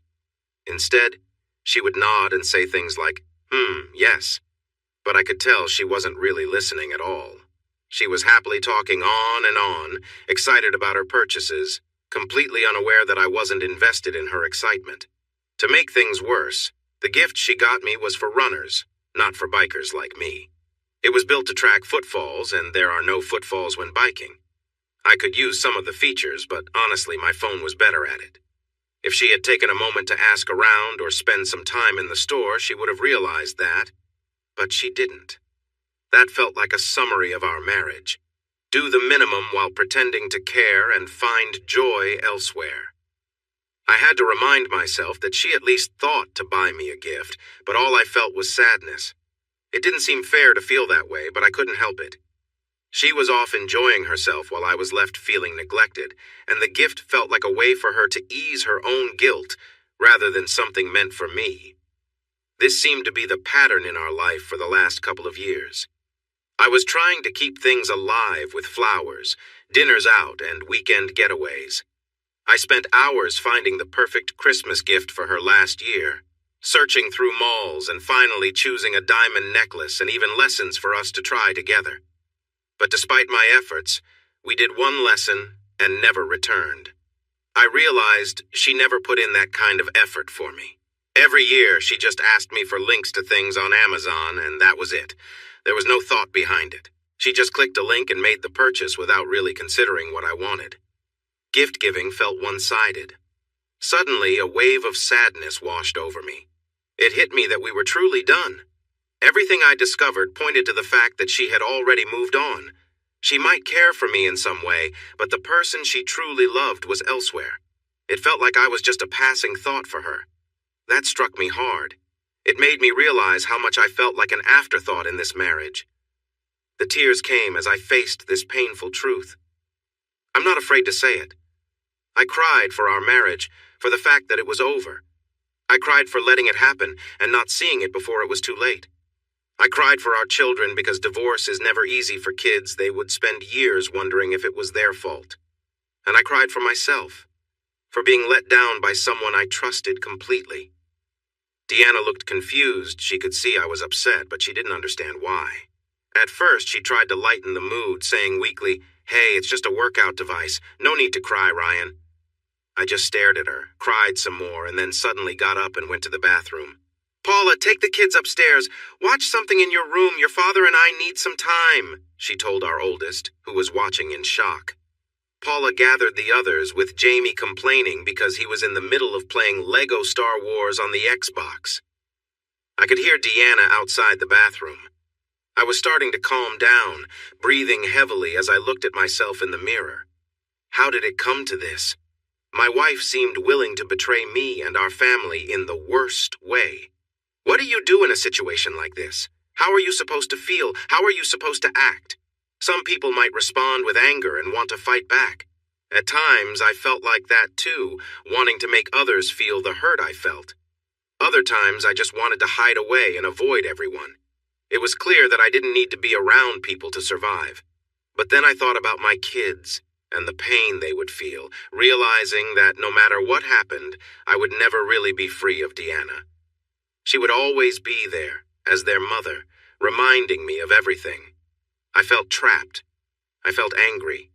I felt out of control, not in a way that makes you want to hurt others, although I had some of those feelings, but in a way where life was happening to me instead of me directing it. I was just reacting to everything instead of being able to change my path. I had never felt this way before. I had always been in control as the head of a mid-sized company. But now, I had no idea what to do with my life. For so long, I had purpose while I gathered the facts, trying to catch Crystal and find out what was happening. Now I had the information and I had to decide what to do next. She had no idea what I knew. I needed to make a choice, and like a coward, I didn't make one. I decided instead to hold it together and figure it out tomorrow. I took some deep breaths, thought quickly of what I might say to my wife, and came out of the bathroom. She was waiting just outside. "Are you okay, Ryan? This isn't like you. What's going on?" "I got some news today from Simon. One of the guys we bike with has a tumor. I had just started to get to know him and enjoy hanging out with the group when this happened. He's not doing well, and the doctors say he might only have 6 months left. When you gave me that gift, everything just came spilling out. It made me think about my own life and how fragile it is. I couldn't believe I was saying all of this, and Deanna seemed to really buy it. I guess I felt it was my turn to respond, especially since she had been keeping things from me. "Oh, that's terrible, Ryan. Is there anything we can do? I'm so sorry. I didn't mean..." She trailed off. "I just need some time, Deanna. I think I should go have a drink by myself." I felt inspired and strong in this moment. I was building a barrier that she wouldn't try to cross anytime soon. "Of course, the mill is open. Go have a drink. Call me when you want to come home and I'll come get you." "Thanks," I said, giving her a brave smile. That was how I left things. Before heading to the bar, I hid another recorder under the front seat of her van, then went to the Mill Tavern, had a drink, and called Simon and Solomon. It was time to make some plans. They arrived in about 30 minutes. Solomon was really curious about the bar. He didn't socialize much, so this was a new experience for him. He sat quietly, looking around at everyone and the staff. I got him a soda, and then Simon came in with more drinks. Suddenly, Solomon seemed to understand what everyone was talking about when it came to having fun. He looked very happy. "All right, we're all here. Simon, this is Solomon. Solomon is really smart, but not great in social situations. Am I right, Solomon?" Feeling good, Solomon replied, "Exactly. I have no social skills. Wow, she's nice looking." I couldn't have planned it better. Simon stared at me and took a sip of his drink. Then he leaned in and asked, "We're not going to have to pull him away from anyone, are we?" "No, I doubt it. I need to tell you everything I've learned." Both of them listened closely as I explained what I knew from Solomon and from Crystal, including the whole gift situation. I wrapped it up by saying, "So Simon, if you get calls from Deanna, play along with the sick friend story, okay? It keeps me away from her for now while I think about my own life." Simon nodded and said, "Got it, my friend." "So what's the next step in Uncle Ryan's plan?" asked Solomon. "Well, I think we're done. I just can't trust her anymore. She has this whole other life with someone else, and I had no idea. No signs of unhappiness, no changes in our relationship, nothing at all. She's just too skilled at hiding the truth. But now I see things clearly, and there are consequences for both of them. I know exactly what I want to do. They're looking for risky excitement? Well, we are going to give it to them." I shared my idea, and both Solomon and Simon looked surprised. Then Simon started to laugh, and soon Solomon joined in too. I couldn't help but chuckle. We had a good laugh, and then Solomon pointed out something I hadn't even thought of. None of it was unlawful. Sure, we'd have to do some things in a tricky way, but in the end, everything would be completely fine. I had no clear plan for how we would make it happen, but we were determined to try.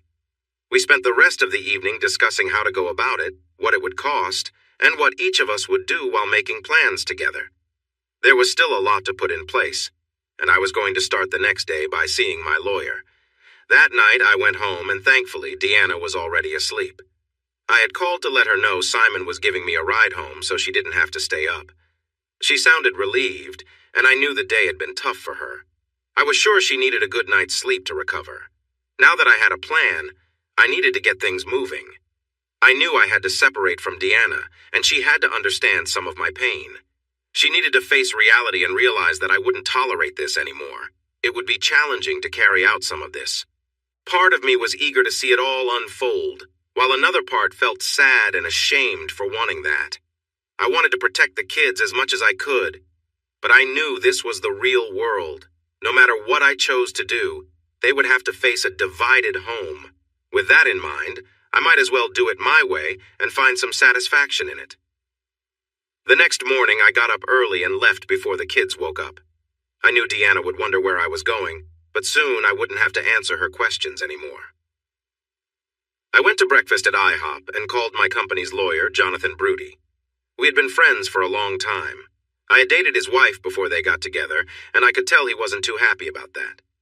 His wife, Angie, and Deanna were friendly, going on shopping trips together. But despite that, we maintained a good relationship. I had to go through with this. The appointment was set for 10 in the morning.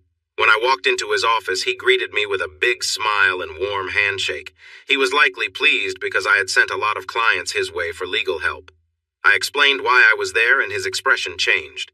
I wasn't sure if it was because he saw me as competition for his wife or if he didn't want to see a couple he knew split up. Honestly, it didn't matter to me. He wouldn't be involved in my situation anyway. "Ryan, I really sympathize with you," he said, "but I'm not sure how I can assist. I focus on business law, not family or divorce cases." "I understand. I'm actually looking for advice on which divorce lawyers to consult. Could you give me a list of the best ones within 10 miles and the top 10 in Chicago? I want to have options." The main reason I needed this list was that after having a 1-hour free consultation with each lawyer, they would have a prior connection to me. Due to that, it would be a conflict of interest for them to take Deanna's case. I was essentially limiting her choices before she could even reach out. Plus, I needed a lawyer anyway, so this was smart. I knew this was a bit sneaky, but I felt justified. I was determined now, and I wouldn't back down. "Of course, I can help with that. I'll have my assistant look into it. Would you like some coffee while we wait?" We enjoyed some coffee, and it felt polite, though I could tell he wanted to ask more questions. Before I left, I felt it was important to clarify. This is confidential, right? No talking to Angie. I want to keep this from Deanna for now. Jonathan looked a bit hurt by my concern. "Ryan, I thought you trusted me. I wouldn't share anything." "I'm glad to hear that, John. This is very personal for me, and I need to be careful. I didn't mean to question your professionalism." He paused before saying, "It's okay, I get it. Once this is all done, let's grab a beer. If you need to talk, I'm here. I'm sure Angie would be supportive, too."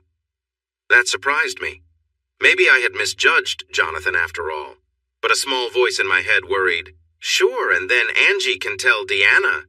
I left his office feeling uncertain about myself. I spent the rest of the day setting up meetings with each lawyer on the list, and I did the same for the next 2 days. In total, I managed to arrange 14 meetings in just 3 days, which I thought was enough. My evenings were now spent taking the kids to their activities, something Deanna usually did. I insisted on doing it, claiming I needed to be more involved in my life. Honestly, I was getting better at it. Regardless, it meant I was not spending time with her. I had chosen my lawyer, a tough woman named Sarah Gold. She had been through a divorce herself and was known for being quite fierce in her work. When I told her my situation, she was shocked and exclaimed, "The big screen? Really?" She agreed to take my case right away. I left her starting the paperwork for the divorce. The first part of my plan was finished. I couldn't stop thinking about Deanna and this guy Jordan Lawler. Who was he? Why had she chosen him over her commitments to me? I wanted answers. Our initial information on him didn't satisfy my questions, so I decided I needed to meet him. I also realized that if my plan worked, it might lead to legal trouble for me. We had to be careful to keep my involvement hidden. Ideally, I wanted to collect evidence without putting myself in the spotlight. To do that, we needed proof that they were together, preferably video footage. This was the part of the plan I dreaded the most. If we got the video, someone would have to watch it to see what we had. There was no way I would let Solomon or Simon do it, so it had to be me. I wasn't sure I was ready for that, but we needed it to protect ourselves. This meant I would have to set up a camera in his apartment. I felt that I could pull this off. He probably didn't know me at all, especially if Deanna hadn't shared much about our family with him. I hoped she was keeping things separate, or it would be a rather awkward situation. I just needed to meet him and see what was so special about him. I talked to Solomon, and he set me up with a tiny Wi-Fi camera that was mostly battery. There was one issue. Its range was limited. We would need a nearby computer to record the feed. Solomon had an old MacBook that could work. We just had to find a place in the building to hide it, so it could catch the camera's signal and record everything. We also needed an external drive since the laptop's storage was too small. To be honest, I started to lose focus as we discussed the details. Again, the stories I read didn't really cover this kind of thing. They just showed people putting cameras in their houses, and that was it. It's a lot more complicated than that. Funny how those stories skip over the details. I had gotten the recorder from Deanna's car and listened to some of the conversations. Mostly it was just work talk or her chatting with friends. Apparently one of the girls in the book club was being unfaithful. How surprising. Hearing Deanna get upset about it almost made me sick. I mean, couldn't she have given some advice on keeping the husband clueless? She was really good at that herself. I listened to lots of bad music on the radio and small exchanges with people on the phone or when she ordered fast food at some chain place. Again, the stories don't talk about this, do they? They say things like, "I listened to calls from that night without mentioning how boring that task really was. It's not a quick job, it takes hours. I got through 40 minutes. Then I texted Solomon to ask if he had tips to speed it up. Within moments, he suggested I download a program called Audacity. This would let me open the recorded sound and see it as a wave. In no time, I could tell what was speech just by looking at the wave shapes. There was another program called SoundForge that was even better and could do the work automatically, but Audacity was free and SoundForge cost a lot, so being the cheapskate I am, I decided on Audacity. With this new method, listening went much faster, and I soon heard the one conversation that broke my heart again. "Hey." I noticed it wasn't even "hey, it's me," just "hey." That showed a closeness that was much more than just a new romance. But then, if Crystal was right, this had been going on for more than 6 weeks, so I shouldn't be surprised, even if it made me feel really upset. "You are bad," she said, laughing. "You can't answer the phone like that. What if it was your mother calling?" "Oh, great. I know. I needed to check in. Sorry I haven't called. Things at home are a bit difficult right now, and I need some time here. He's going through something, and I have to be here for him. Yes, he came home from Madison, but he was unwell. Then he got some bad news about a friend, and he's been spending time with the kids. I know that's good for you, but it's hard for me. You know why. I'm not explaining this again. My home life is my home life, and you don't need to be part of that, just like they're not part of this. If you keep asking, I'll end it. Yes, of course I can. Just like that if I wanted to. Yes, of course I can. No, I'm not addicted. You might be, I'm not. She laughed, showing that she knew she was hooked but didn't want to admit it. That would be too obvious. Look, I need some time to think, okay? Maybe I could come by in a couple of days. Yes, I remember our plan. Not this week. We can do it next week. Which day? I don't know. All right, Thursday then. Are you happy now? Thursday evening. I can ask Crystal to cover for me. I'll say we need to prepare a house that night. But that wouldn't really happen. I wondered what excuse she would come up with instead. We won't have long, but enough. No, I can't stay. You know why. Yes, you do. Maybe we can plan a weekend later, but not now. Yes, you know it. No, I won't say it. I don't. I appreciate what you do, but I'm not going to say that. That's for my husband. Right, you can try, but I still have some doubts. No, I won't say anything that I have to deal with later. No, no. She was still laughing by the end, so all her denials didn't seem to matter much. I knew what he wanted her to say, and she was close to saying it. My marriage was in worse shape than I had thought. Okay, I'll see you on Thursday evening. Be home, and be ready. That was it. I sat there shaking, caught between anger and sadness at something ending that I couldn't control. I wondered if I could go upstairs and lie down next to my unfaithful wife without hurting her. I decided I wouldn't, and instead had 2 shots of whiskey and made myself comfortable on the couch. As I fell asleep, I crafted a story about my buddy being in the hospital and that the end was coming sooner than expected.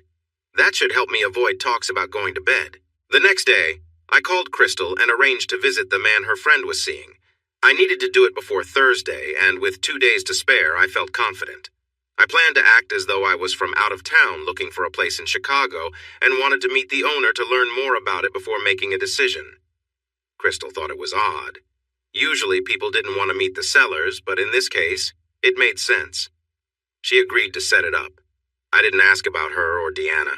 It was just easier that way. I had enough on my mind. The appointment was set for the next day, and again that evening, I found a way to get out of the house. I took the kids to see the latest Pixar movie, and afterward we had dinner at Red Robin.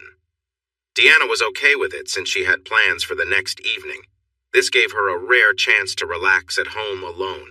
She told me a story about one of her friends in her book group getting a promotion and wanting to celebrate. She asked if I could watch the kids while she enjoyed some time to herself. I said yes, even though it hurt to know what she really meant. I was surprised I still had any feelings left to hurt. The next day, Wednesday at 3 p.m., I knocked on the door of the apartment. I had already hidden the laptop in a nearby supply closet. Each floor had its own laundry room, and there was a small room beyond that with cleaning supplies. Although it was supposed to be locked, I managed to open it with a credit card. I placed the laptop on the floor and covered it with some paper from the laundry room. I also found a plug to power it. I hoped it would still be there when I returned in a couple of days. Then it was time. I knocked on the door and it opened to reveal him. He smiled and said, "Jordan Lawler, you must be James Goddard. Come on in." I looked at his hand, then took it. I didn't want to. I wanted to be angry, but I needed to stay calm. I stepped inside. The apartment looked nice. What upset me was seeing pictures on the wall that came from my house. There was an ottoman from my den. It was decorated with little touches that were clearly Deanna's, and it made me feel sick.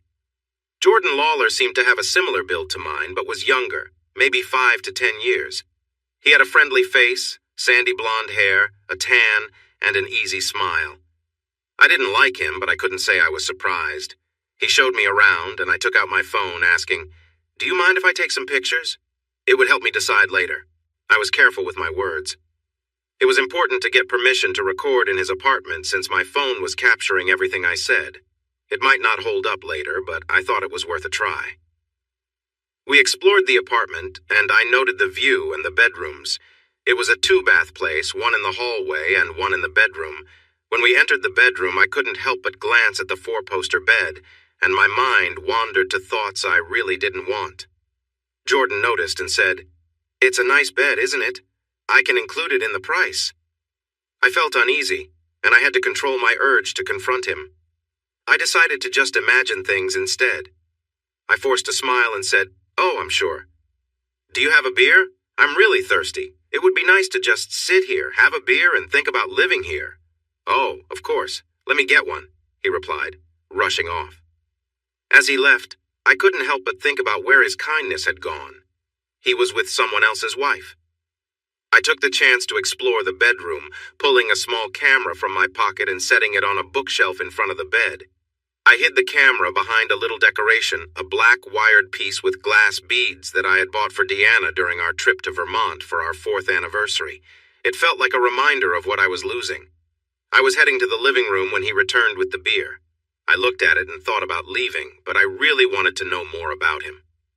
I was sure he wasn't a good person. He had a family back in Philadelphia and was involved with mine. By that measure, he was quite wrong. Maybe they just fell in love. But I couldn't accept that idea. If that was true, I had missed something huge. I couldn't believe my wife could fall out of love with me and into love with another person. Our marriage had its ups and downs, but it wasn't terrible. Unless she had been hiding her true feelings all along. But now I wondered, was she unhappy and keeping it all inside? I was still unsure of what to think. Yet, I was convinced this Jordan guy was not a good person. I just needed to get him talking. I took the beer and sat on the couch while he sat across from me, raising his bottle in a sort of toast. So, Crystal tells me you're here for a group planning to build a factory? Yeah, that's about right. They want to build out in the suburbs because of a tax deal. He shrugged, making it clear he wasn't too interested in discussing it. What about you? Why are you moving? I asked. I'm heading back east. I was here to negotiate a company buyout, and now we're almost finished, just waiting on signatures and a new management team. I got this place because it was cheaper than renting. So, I said, putting down my beer and leaning in a bit, what's the best part about living here? The view? Having your own place? No kids? It was my only way to steer the conversation in the direction I wanted. Jordan chuckled and said, well, I'd say the baseball, but since I'm a Phillies fan and all you have here are the Cubs and the Sox, you can see my dilemma. I even bought season tickets for the Cubs this year, just to find out what everyone was talking about. It's a bit funny, isn't it? So, if that's not the case, it's definitely about the women. Oh, really? I replied in a way that showed I was open to listening if he wanted to share. Oh yeah, I don't know you, but maybe that's a good thing. They say it's easier to talk about your problems with strangers than with people you know. I have a family, but I've been stuck here for a year. A whole year. All for work. I have needs, and they aren't being met. So I found a way to cope. I just raised my eyebrows while grabbing the bottle again. I needed something to do with my hands. She's quite charming. Lives the suburban life with kids and a nice house. But when she's here, she lets loose. It's wild. She loves to have fun and be adventurous. It's strange how we connected right away, and it seems she finds something here that she's not had before. She wants to be spontaneous in various places. We've had our moments in my car, by the lake, in an elevator. She even planned for that by wearing a skirt, and even in the bathroom of a tall building. Apparently the view from that bathroom is amazing, even if I didn't notice much because I was focused on her. I listened to him, amazed that I could stay calm. I was recording everything on my phone, but like a stubborn habit, I couldn't stop myself from digging deeper. Are there any feelings? Or is it just a casual thing? Feelings. Well, not really. We both know this isn't going to last. I'll be heading back east soon. I'm not leaving my family for her. But as an escape, I really enjoy it and wish I could stick around longer. I've never felt this drained by anyone before. I'll be coming back often, and you can bet she'll be the first person I call. But about feelings, can I be honest? I motioned for him to continue. Honestly, I want her to tell me she loves me, even though I don't know why I need to hear that. I've tried to get it out of her, but nothing yet. I think it's only a matter of time. I understood. I needed to figure out how to handle this situation, but I couldn't rush into anything. For now, I just needed to listen. What about her life at home? Isn't this risky? For you too? I think that adds to the thrill for her. As for me, her life is far away, and I haven't shared any details about myself. If she texts me when I'm home, I simply get a new phone. It solves the problem. She doesn't even have my email. As for her home life, it can't be too great if she's seeking this kind of attention, right? She didn't think twice when I suggested we spend some time together. She didn't hesitate at all. In just a moment, she was on the bed looking for my attention. It was clear her husband wasn't giving her what she needed, but that wasn't my concern. I knew I had to leave before I lost my temper with him. I set my beer down and said, "I should go. Thanks for showing me around and for the talk.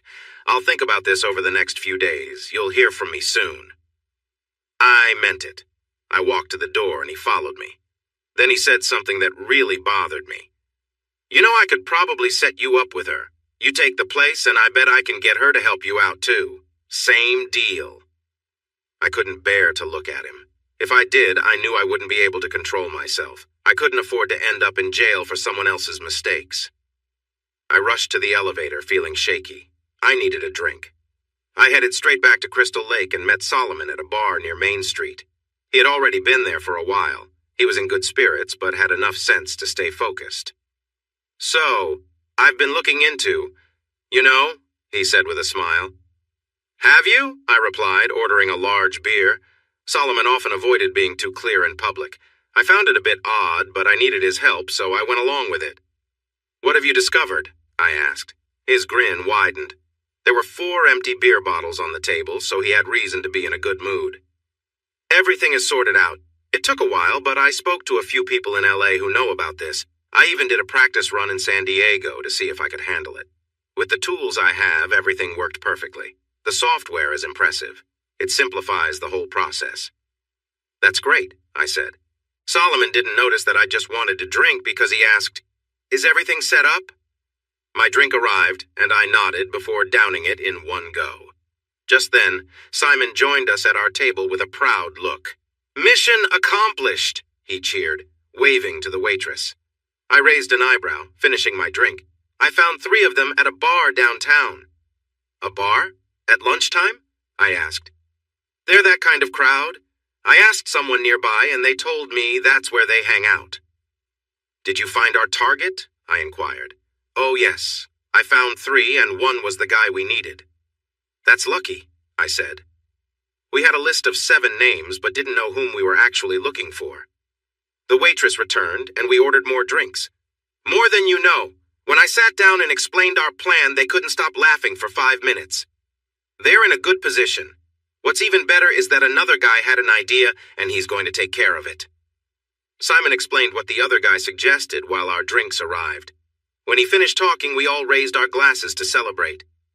"How much is this going to cost?" I asked, a bit worried about the expense. Simone smiled and said, 3 bottles of Jameson Absolute and Courvoisier." I raised my eyebrows and asked, "Is that all? These guys are really supporting you. One of them had a rough time with an ex, and they're all eager to balance the score." "You told them what to say if anyone asks?" "I did. They were already on board. It was the obvious choice." "Okay. We need the video, and I'll get that in a day or so to protect ourselves if needed, plus a few pictures. Now the next question is, should we talk to his wife? Should we give her a warning? We know this could affect her marriage, too." We had found Michelle Lawler on Facebook linked to her husband's account. We saw family photos, their address, everything. The question was whether we should inform her of our plans. "Honestly," Simon said, "no. No offense, Ryan, but you're too soft-hearted. If she tells you to drop it and that she'll handle her husband, what then? You'd walk away without closure. The truth is, he's not a good person, and she needs to know in a way that shakes her. She should be mad and upset enough to make a strong decision for herself." I looked at Simon, considering what to say. He voiced my thoughts, but they felt selfish. I was hurt, and in a way I was also harming someone else's life. But from another view, I wasn't entirely to blame. My wife and that man had already caused the hurt. The problem was that his wife didn't realize it yet. I was simply revealing the truth to her. While my approach might be dramatic, it meant she would know either way, and it gave me some sense of satisfaction. Finally, I nodded at Simon and said, "I agree." Then I turned to Solomon and asked, "Are you sure everything is ready? Has it all been tested?" "It is. We are all set to go. Tomorrow." I felt the need to use the restroom, so I quickly headed there. When I returned, I noticed that both Simon and Solomon were trying hard to look casual and nod at each other. They seemed to be holding back laughter. Something amusing must have happened while I was away. "What's going on?" Simon looked at me with wide eyes as if innocent, and Solomon focused on his beer. What? No, what have you two done this time? I asked, a bit frustrated. I realized I had left my iPhone on the table when I went to the bathroom, and it was unlocked. Another silly mistake. I glanced at my friends, who I suspected had tampered with it. When I picked up my phone, I expected to see a silly post. To my surprise, there was nothing. I knew they had done something, but I didn't have time to figure it out then. Instead, I poured some whiskey down the front of my shirt. Simon noticed and sat up, concerned. Solomon paused with his drink. Don't worry, just avoiding any plans tonight, I told them with a smile. Simon, can you give me a ride home? Simon agreed, and on the way I received a work message. I used Siri to reply, and that is when I found out what my friends had done. Siri called me bitch instead of my usual nickname. Very funny, I said to Simon, who tried hard not to laugh. When we got to my house, I acted like I was drunk as I walked inside. Deanna came into the kitchen right away when she heard me. I was trying to make coffee, but kept making a mess. Are you drunk, Ryan? She asked, disapproving as she sniffed the air. I just grinned at her. Kind of. Oh, what are you wearing? Deanna had on a light nightgown and a cardigan. She pulled it tightly around herself and crossed her arms. It seemed like she had been getting ready for something nice, but my arrival changed that. I stood there swaying slightly and smiled foolishly. She shook her head and said, Sleep it off on the couch, you goof. Then went upstairs. I waited until she was gone to finish my coffee and see what I had recorded on TV. The next day I got up early, telling everyone I was going to work, but I really spent my time at the movies and then at a tavern nearby. I got home early as promised. Deanna was still upset with me from the night before, and we barely spoke. It was a bit icy between us, with only necessary words exchanged. Later, Deanna came downstairs while I was playing video games with Saffron. Paula was doing her homework, and Jamie had a controller, but didn't realize it wasn't working. He thought he was controlling my character. I knew I would be helping Paula with her math homework later. She struggled with fractions, and I planned to go through the problems with her. It was always rewarding to see her eyes light up when she finally understood something new. I really enjoyed being around kids. Deanna came downstairs wearing a nice skirt and tall shoes, with a white blouse that was stylish yet simple. We had picked out the blouse together while we were in New Orleans, where it had caught her eye. She had worn it on Bourbon Street and had received many colorful beads. She looked beautiful, wearing the long earrings I got her for Christmas. When I saw her, I had a strange feeling that something significant was coming to an end. I knew I would be hurting her and her friend, and our happy times would not last. I thought, this is all going away. It hit me that I had the power to change everything. I hadn't really given her a fair chance to explain herself. Thinking about that made me say softly, Deanna, stay home with us. Don't go out. Being with your family is more important, right? She looked at me while holding her purse, and I noticed she hesitated. She glanced at Paula, who was sitting at the table, focused on her work. Then she looked back at me. When she saw my expression, she tightened her jaw and shook her head, saying, What kind of friend would I be if I didn't support her during this important time? She didn't look back at me as she left the house. Well, that was her choice. The next day I woke up early and headed straight to Jordan Lawler's apartment. I really didn't want to talk to Deanna, especially after what had happened the night before. I realized I was part of the problem. I was avoiding her and not giving her a chance to share her feelings. Even last night, when she got home late, I could smell wine on her when she climbed into bed with me. She also smelled fresh, as if she had just bathed. I understood why some men felt confused in similar situations. Many just wanted revenge, influenced by their own issues and biases. They wished for the women involved to face consequences. It all seemed very clear-cut. But until you've been in a situation where someone you love seems to lie to you, you can't fully grasp the pain.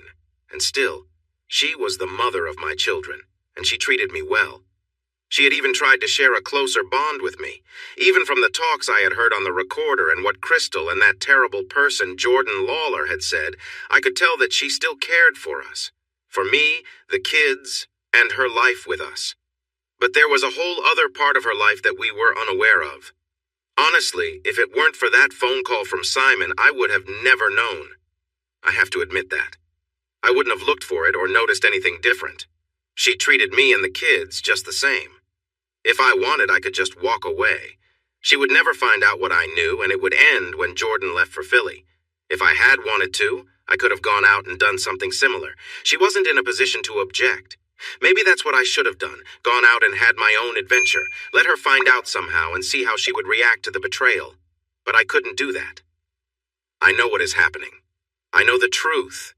I see the disrespect towards me and our home, even with the excuses my wife is making for her actions. She is seeking something I never knew she wanted, and I never got a chance to provide it. I believed in the old saying that 2 wrongs don't make a right. Sure, it would balance the score, but it would likely ruin everything if she thought I had done the same. Whatever reasons she might have for her choices wouldn't hold up if the situation were reversed. The double standards would come to light, and while she might be able to live with it, our relationship would never recover. Trust would be gone, and I could never trust her again after the lies I had already seen. The truth is, I was angry and hurt. I felt betrayed and lost, swinging between sadness and intense anger. I didn't see how I could ever forgive her without breaking what we had. I knew that in time the hurt would lessen, but I couldn't imagine living with her after what she had done. She had shattered my trust in her, and without trust, what does a marriage mean? In stories, there is often a woman who helps mend the wounds of the guy who has been hurt. There's usually someone from high school, a waitress, or a chance meeting with someone special. But that wasn't going to happen for me, and I wouldn't have wanted it anyway. I felt broken inside and knew it would take years to heal. As I told Crystal, what Deanna had done would linger for a long time. My confidence, my sense of self, it was all damaged. And I didn't even understand why. I had a lot of thoughts from the information I had gathered, but I had never heard it directly from her. I knew I would have to sit down and talk to her at some point, but not yet. It was too early. I would be too upset. At that moment, it would be about hurting her instead of truly listening. So here I was, sitting in a small closet by the laundry room, looking at a video on my laptop and crying. Everything was there. I didn't have any video from the living room since there was only one camera, but what happened in the bedroom was painful to see. First, there was their conversation. When they entered the bedroom, Deanna's blouse was almost falling off. Clearly, he had been too close to her. When she sat on the bed, she accidentally revealed too much to the camera. He was nearly out of his clothes. I felt a strange sense of relief that he wasn't larger than I was, but it was the last thing I wanted to think about that day. He looked at her on the bed and said, "I can't believe you are here. You look wonderful. That husband of yours is a jerk." Deanna crossed her legs and frowned. "That fool. I wanted to surprise him. We haven't been close in almost 2 weeks because of everything. I really wanted to give him a nice evening, but he came home completely drunk. I was ready and he ruined it all." "Your evening?" Jordan asked, clearly intrigued. "Yeah, I thought it was time. We've done everything else," she replied. "I'll find a way to talk to him later. He deserves it after putting me through this. He had a chance and chose to drink instead. I would rather you spend the time with me." And then it just kept going. She was with him multiple times and did things I couldn't believe. I was thankful I had been asleep when she came home the night before, so she hadn't kissed me when she greeted me this morning. He still tried to get her to say she loved him. There were lots of, "Oh man, I love this with you, don't you? And I'll miss this when I'm back in Philly. Don't you feel the same?" And other obvious attempts to get her to express feelings for him. I thought I would be numb by now. The evidence was clear and I couldn't deny it. I wasn't misunderstanding anything. I felt betrayed in the worst way. But I wasn't numb. It was so hard to watch. I kept pausing it, crying, then forcing myself to continue. I needed to see everything. Even if it hurt, I had to stay true to my path. I loved her, but I had to respect myself enough to confront this situation. The ending was painful. Deanna had just finished her shower and was getting dressed while he lay on the bed, relaxed and content. "So, heading back to suburbia?" he asked with a hint of disdain. "Back to suburbia," she replied. "Doesn't that get dull?" She paused while pulling up her socks, looked at him and said, "Why do you think I'm here?" "Of course it does. Kids, meetings, a husband who talks endlessly about his day. It's exhausting, but it's my life. And I do love my children and the stability it brings. I care for a good man, and I feel the same way about him. But sometimes it just isn't enough. I know this won't last, but I plan to enjoy it while I can and create memories." Jordan smiled and made a suggestive gesture. So, you'll think of this when you're with him, right? She smiled back and said, I'm already doing that, my dear. That remark struck me hard, even if I mixed up my words. I spent half an hour editing the video and saving it onto a USB drive, then packed up my computer and cords and left the building. I walked into Sarah Gold's office, confident like I belonged there. She looked up from her screen and leaned back in her chair. Aha, so we have more evidence? Was her first question, skipping any pleasantries. I placed the USB drive on her desk. She glanced at it, then at me, and picked it up. This better not have any viruses. She plugged it in and opened it. A list of files appeared, with the video on top. Naturally, she clicked on it first and watched for about a minute before shutting it down and saying, That's enough of that. Then she turned to me and asked urgently, Where did you get this? From his place. She sighed and rolled her eyes. You fool. There's no way this could be used in court. Did you break in and set up the camera? Play acceptance wave, I replied.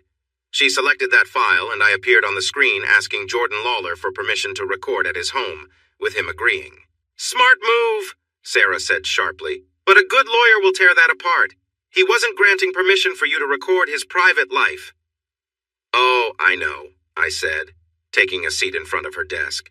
But I'm certain that just mentioning this will change things. I really needed to find out if it was happening, and now I know. Plus, it could be helpful if we face any complaints. Sarah stared at me over her laptop and said slowly, Are you going to make things hard for me, Mr. Tomlinson? Please tell me you're not planning anything foolish. I replied firmly. No, I won't be doing anything foolish, as you say. I know what I need to do. I didn't think my plan was foolish, and the other comment was just meant to be comforting, without really saying anything. She nodded and then grabbed a folder from her desk and tossed it to me. Well, everything is in here. There are two options, one for you to keep the house and another for you to give it to her. You know you'll need to pay her child support even if you don't have to pay alimony. I understand. What do you think about the alimony? I asked, truly curious. It's hard to tell. You're completely right in this situation and she's completely wrong, so if it was just about that you wouldn't have to pay any. But it depends on her lawyer, which judge we get, and other factors. I wouldn't say it's guaranteed. We'll have to see how it plays out. I nodded. It was what I expected. So this will be filed next Wednesday, where we planned? Yes. The alienation suit is included too, but I wouldn't count on it too much. It's worth it just to make him uncomfortable. Okay. What about the restraining order? That won't be ready until Wednesday. It needs to be filed on the day you want it to start. I'm pretty sure we can get it, but remember it won't last long. Once her lawyer sees it and challenges it, it could be taken down. I understand. It's mainly to give me some peace for now. I might ask you to cancel it in a couple of weeks anyway. So I guess we file these, handle the financial things, pick up the order on Wednesday, and then move on? Well, you will. I still have to come back here to do this exhausting job, Sarah replied, looking around her office. Thanks for doing it. I tried to lighten the mood. Sarah Gold looked at me and then said, Don't let the door hit you on your way out, and pay my bill, please. I did my part. I smiled and took out my checkbook. The day everything started, I was at Paul's place with Solomon and Simon. We were watching a game, hoping to see if the camera showed them in their seats. I had gone back to work that week and discovered the huge mess Paul had made of a contract with a company that wanted us to build their office. There was no way we could do it for the amount they agreed, especially with all the extra requests they had. But Paul just smiled and cheerfully said, Make it work, Ryan. So I took the contract to Jonathan Broody, handed it over, and listened to him fume for 5 minutes. Paul hadn't even checked with our lawyer. He just listened to the other side, smiled big, and signed it. They must have felt like they won the lottery. I spent most of the afternoon looking over the contract to find any weak spots so we could increase our billing. Finally, we found a section that wasn't in our favor. I had to set up a meeting with the other company's CEO to explain how he was trying to take advantage of us, and let him know that we wouldn't accept it and how we planned to respond. Surprisingly, the man laughed. It wasn't a mean laugh, but more like he found it amusing. Ryan, we were surprised when you didn't show up for the negotiations. Of course, we tried to get the best deal, That's just how business works. I expected you to come back to me with an issue. That's why that section is there. I wanted to see if you would actually do something about it. You have, just as I hoped. Now that you have, we can continue to work together. I was confused and said so. Ryan, what we really want is for your team to build facilities for us across the U.S. We just got a grant from the government to create educational facilities everywhere, and we need help with the construction. You have a great reputation for integrity, and I appreciate that. Would you like to take a look at a new contract instead? He handed me a stack of papers from his desk. I sat there trying to process everything. When I brought the new contract back to Jonathan Brody, he laughed as he reviewed it. His eyes sparkled when he said, "Now this is a well-written and fair contract. This is good, Ryan. You will need a lot more staff to handle all this." I cringed. "Oh, I know. We'll probably need a second location." "That works for me," Jonathan replied. Then he paused and asked, "Are you doing all right, Ryan? What happened with your wife?" I looked away. "It's fine," I said vaguely. "So, what's the first legal step we need to take?" That was yesterday, and now today, I'm about to make a big change in my marriage. I was at Paul's house, enjoying a beer and watching the game while wondering who was picking up the kids from school, since their mother was at a game with her boyfriend. I realized I did not even know who had been taking care of that on other days. On a whim, I called home, and my sister-in-law, Melissa, answered. I never got along with Melissa. She had made up her mind about me when I started dating Deanna and never bothered to see if she was right or wrong. I had tried to change her opinion once, thinking it would be good to keep Deanna's family happy, but that never worked. The more I tried, the more she criticized everything I did. After about a year, I gave up and decided to move on. I got along well with her brother, but both of her parents had sadly passed away in a car accident when Deanna was a teenager. I often wondered if Melissa knew what was happening. She seemed like the person who would enjoy seeing me struggle, and I didn't want to find out. I just made sure she had the kids and would be there until either Deanna or I returned home. Melissa was fortunate to marry a wealthy man who then sadly died. I sometimes thought he might have left her instead. Either way, she was now financially secure and had plenty of time on her hands. Without any children of her own, she was always ready to help with babysitting. I got the feeling she wasn't interested in dating and was only focused on herself and her family. As for her nieces and nephew, I had to give her credit. She truly loved and took care of them. Even if she didn't like me, she cared for those kids. It was interesting that she was willing to spend her time with us, but she made it clear that her money was hers, and we should not ask for any. Not that we planned to anyway, but it was a strong message. So we enjoyed her company and appreciated her help with the kids. It was nice to come home and see that she had been there.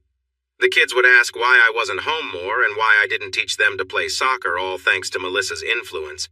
Deanna just laughed at their questions, but I found it frustrating, to be honest.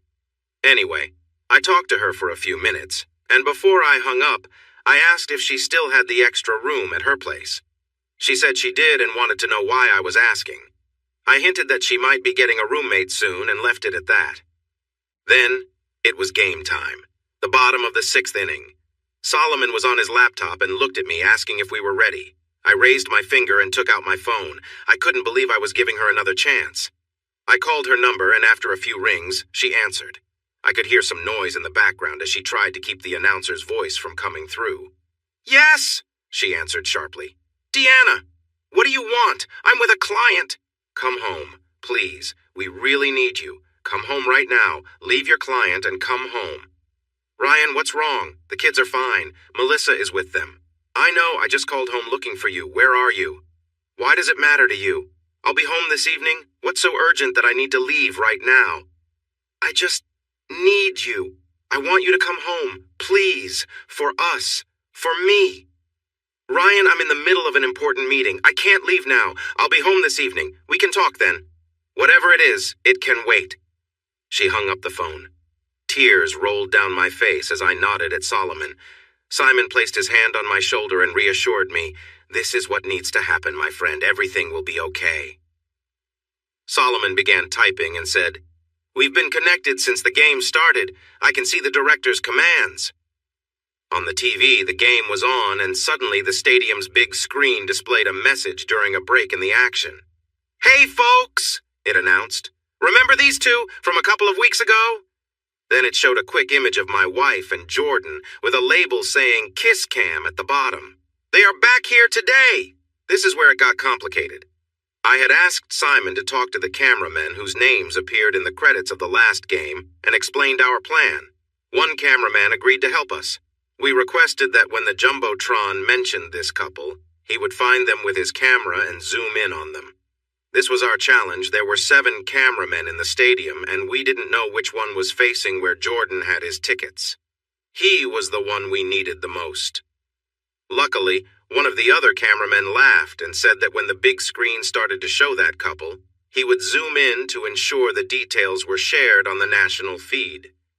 Solomon was switching between 2 laptops. One controlled the Jumbotron, and the other managed the vision mixing software used to decide which camera was being shown. The issue was that the software simply labeled the camera numbers, and we had no way of knowing which camera was which. We'd been watching throughout the game, trying to match the camera numbers chosen by the director with what we were seeing on the screens to identify each camera. We figured it out and were now able to display any camera we wanted on the Jumbotron. And we did. The cameraman on camera number 5 helped us out by focusing on Deanna and Jordan. They were watching the big screen and laughing, pointing at themselves when Solomon changed the feed to that camera. On the TV showing the game, we could also see the big screen since the other cameraman had zoomed in on it for everyone to see. Next, the screen showed a photo of Deanna from her birthday party last year. "This is Deanna Tomlinson," read the caption. Then it changed to a photo of Jordan from his Facebook page. Her companion is Jordan Lawler. After that, it showed a picture of me. Deanna is married to Ryan Tomlinson. Then there was a photo of Jordan's wife and kids, also from Facebook. Jordan is married to Michelle Lawler, back in Philadelphia. The feed switched back to Deanna and Jordan, who looked upset. Jordan was searching around, shouting something. Neither of their spouses know that Deanna and Jordan are here, as they have been every Wednesday for weeks. The screen then showed a cropped image of Deanna and Jordan, carefully composed to display their faces. It was clear they were together, but nothing inappropriate was visible. "Deanna and Jordan are cheaters. We just thought you'd like to know." After that, we handed control of the big screen back to the staff at Wrigley Field, who were likely in a frenzy. The image remained on the live feed from camera 5. Jordan had left, and Deanna was sitting alone, looking very upset. As soon as they left the field, process servers were waiting at their cars. Jordan was served with a notice about his actions, and Deanna received both a restraining order, which had been filed that morning, and divorce papers. Originally, I thought about serving them right there on the field and having the last words on the screen be, "You've been served." But that would have pointed directly to me. Although it was pretty clear I was involved, Solomon assured me he had a way to keep my identity hidden. He had routed everything through several computers before reaching them. I had never spoken to the cameramen. Only Simon had. If they were shown my picture, they could honestly say they had never seen me before. So I settled for this outcome. It was done.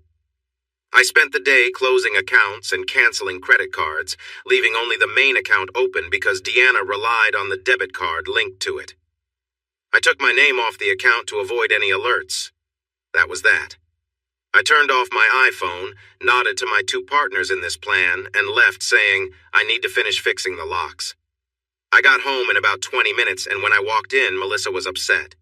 "What did you do? Deanna was on my phone, crying and shouting. Did something happen at a game?" I sighed, grabbed a diet soda from the fridge, and said, "Melissa, here's the situation. Deanna has been unfaithful to me for weeks. I found out, and I've taken steps to protect myself. She has a restraining order until we sort out visitation. She can't come here.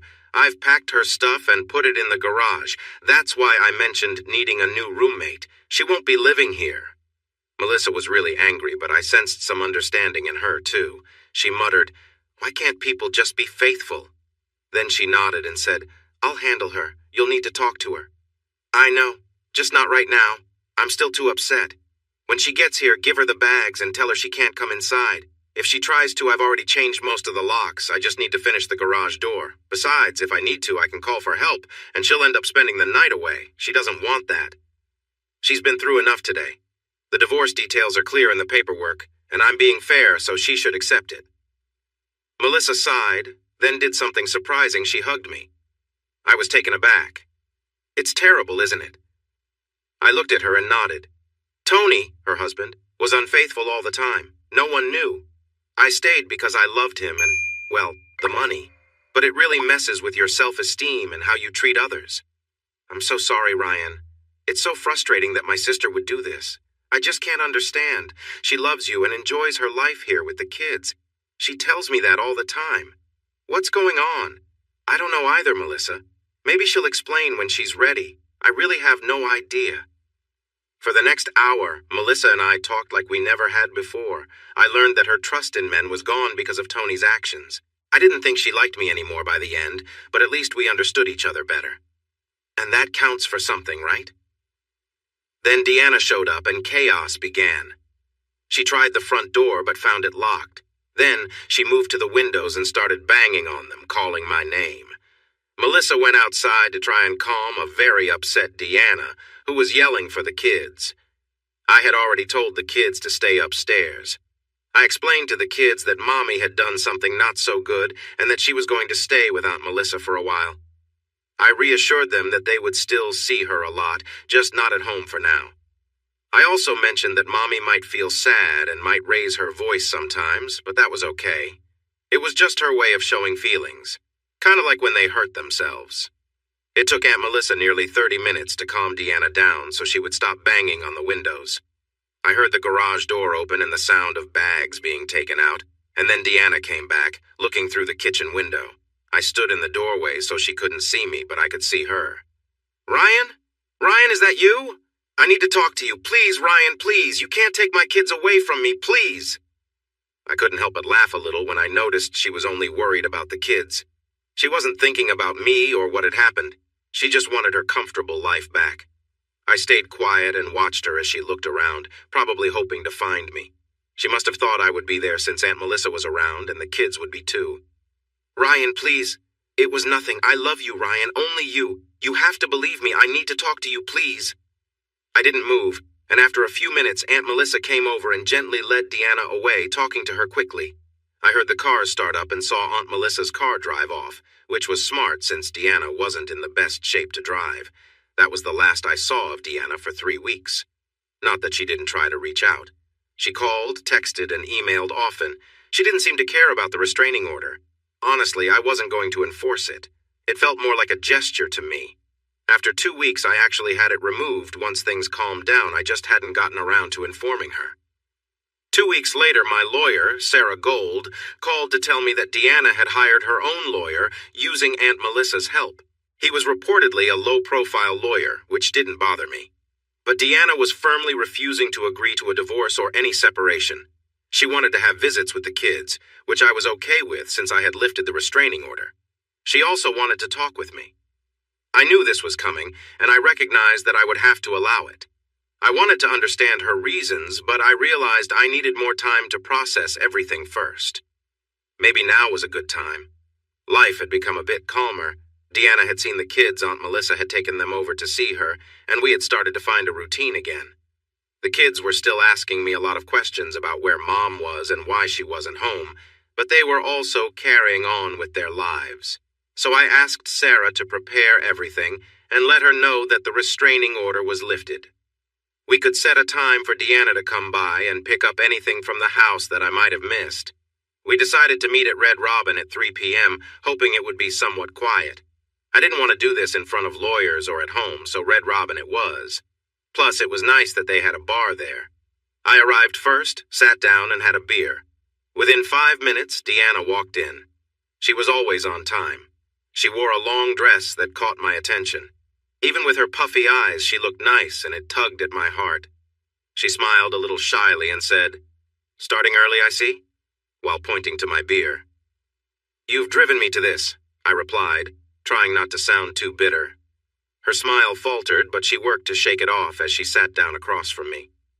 "Well, this is your chance. Just say what you need to," she said.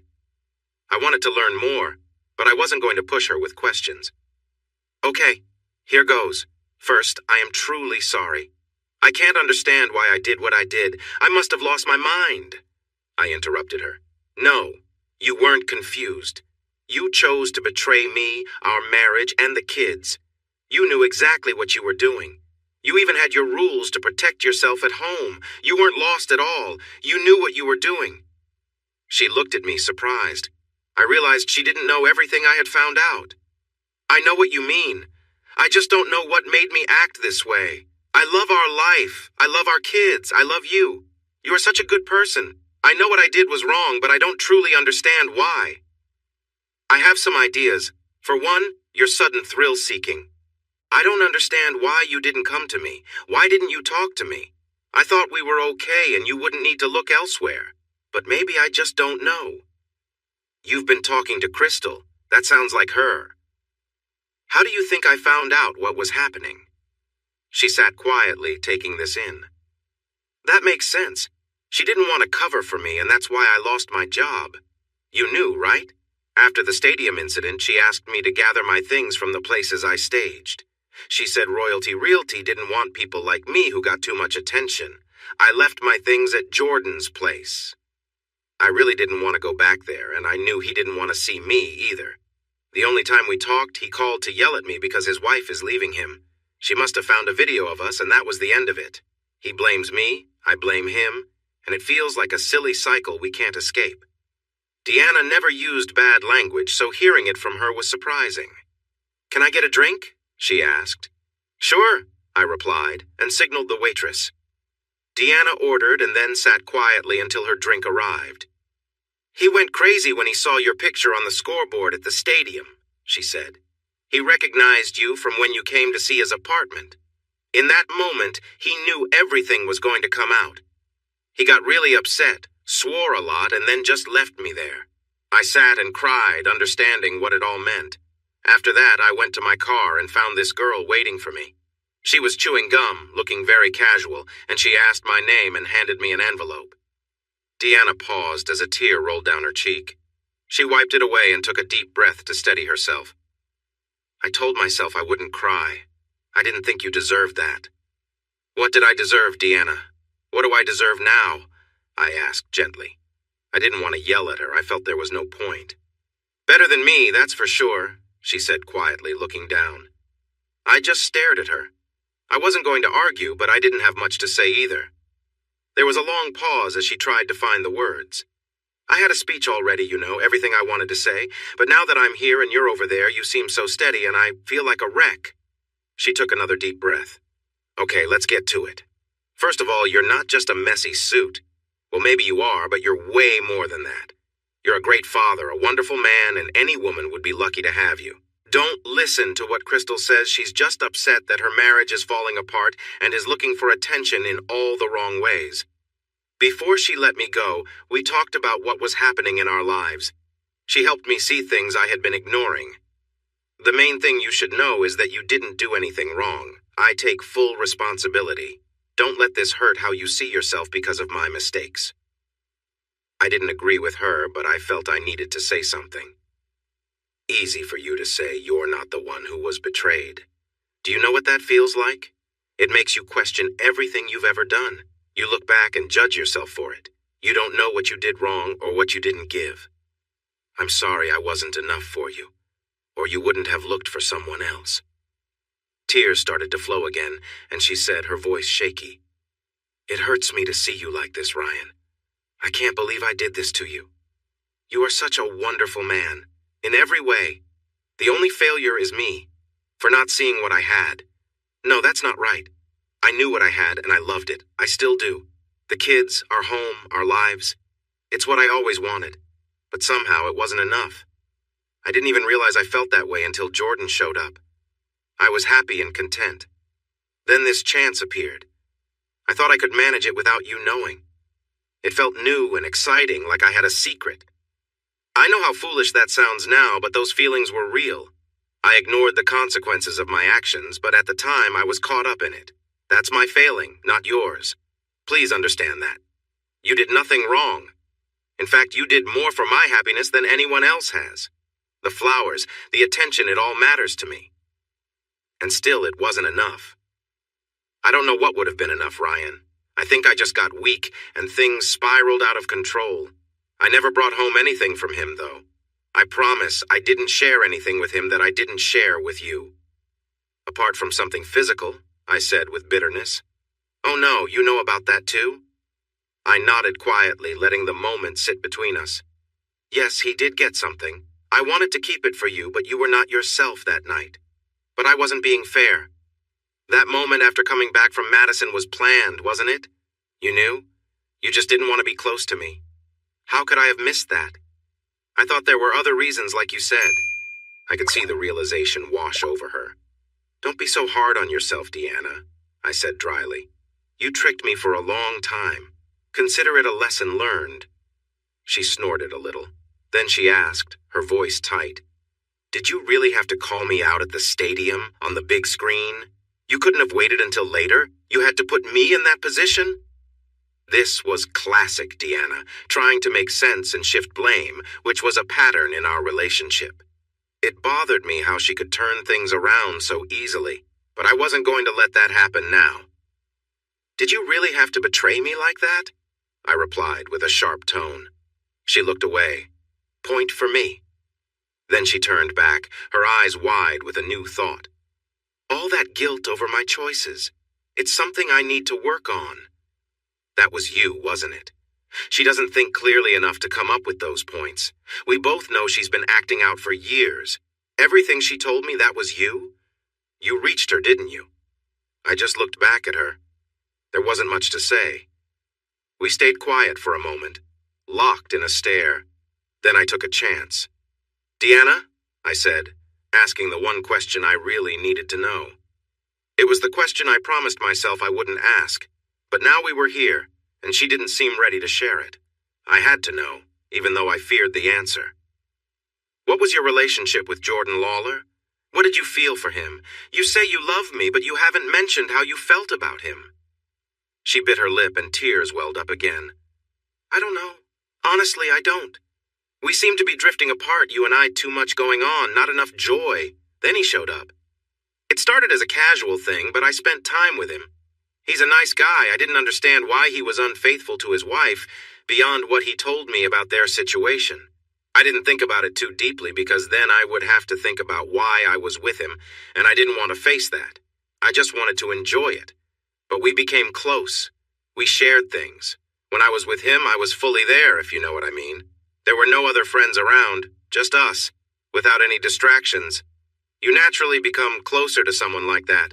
He was funny and charming, and he made me laugh and feel important. He reminded me of a younger you. You would have liked him if you met him. I just stared at her, feeling hurt. Well, maybe not, but I'm not sure what we were. We weren't in love. I made that clear. We both knew it was temporary. I think we were both infatuated, with each other and with what we were doing. The risky adventures? Yes, she admitted. I don't even know how that started. He suggested a surprising place one time, and I thought, why not? Once I did that, it became a thing, the possibility of getting caught. It felt so exciting. Why didn't you come to me? Why couldn't I be the one you turned to? Oh, I couldn't do that. We don't do things like that. What would you think of me? You are my husband, not my... She stopped short, realizing what she was saying. And there it was. I was put in a box, just like Crystal had said. I was one thing, and there was another side she wanted. Thanks for that. Just another blow to my pride. Oh, Ryan, I didn't mean it like that. What we have is special. What I had with Jordan was just a different part of my life. He seemed like a fancy doll, not just someone to be with. I didn't realize I needed this until it happened with him. Well, that makes everything okay, right? She said, dripping with sarcasm. I was really starting to get fed up. There were too many details, and she didn't even seem sure of her own feelings. Of course not. I'm trying to explain myself. I never said it would make sense, but I do know this. I love you. I did not and do not love him. I liked him and had fun with him. But I know I love you and everything you've given me. I never forgot about that. Well, maybe I did at times. He kept wanting me to say I loved him. I don't know why, but I wouldn't. I wouldn't talk about you at all. Please understand that. I kept those parts of my life separate, and I worked hard to show you the same person I always was because I was still that person, just with a new side. I looked down at the table as she spoke, and then she said, "Talk to me, Ryan. Share what you're feeling." I looked up at her and said with strong emotion, "What I'm feeling? I feel old, tired, and unwanted. You think he's a younger version of me? Well, I can't stop aging, Deanna. I feel like you were falling for another guy and I didn't even know. If Simon hadn't called me that day to watch that game, I might never have found out. How blind am I? I went through life happily and naively. You were great at hiding it, and I just didn't see it. And now you tell me you aren't even sure about your feelings for him. I can tell you how I feel about you very clearly. I hate what you've done. I hate everything about it. I hate the betrayal and that I don't seem to be enough for you. Honestly, it seems like you're not even that sorry. You're sitting here sharing all these details, but you don't seem truly remorseful. You hid your feelings from me and from your kids. Did you ever think about what would happen to them if they found out? Did you? No, you didn't. Because if you had, you wouldn't have acted like this, but you did, so here we are. I love you, Deanna. I always will, but I can't be with you again. There's no trust. You've proven you can lie very well, and I just can't believe anything you say anymore. We're done. You know that, right? There's no way back from this. She was crying now, tears streaming down her face. I knew you would react this way. I knew you would see it like this. From the moment our pictures appeared on that screen, I knew this would be the end.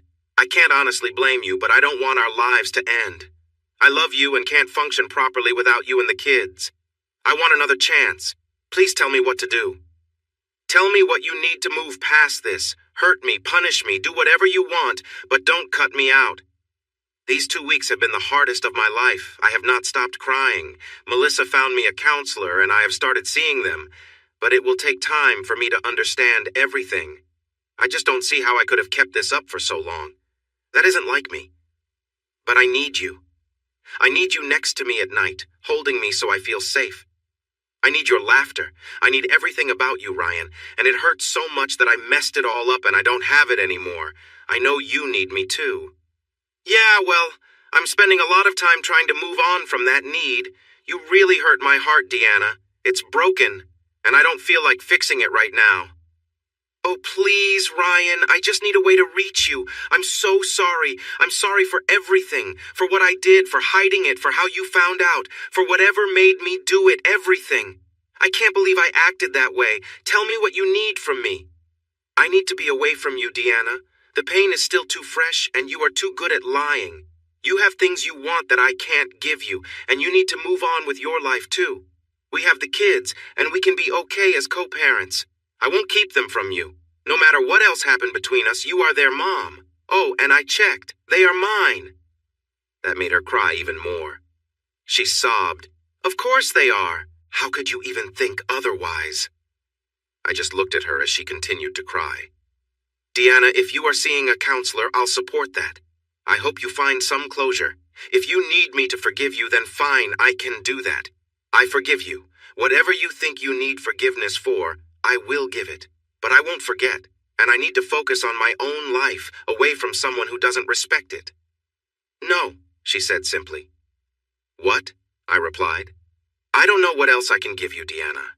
You've had everything. If you think I'm going to just say it's all okay, come back, you are mistaken. No, I mean it's not enough. I know you'll never forget, and you shouldn't. I won't either. But I need you, Ryan. I can't explain it. I acted how I did because you were always at home.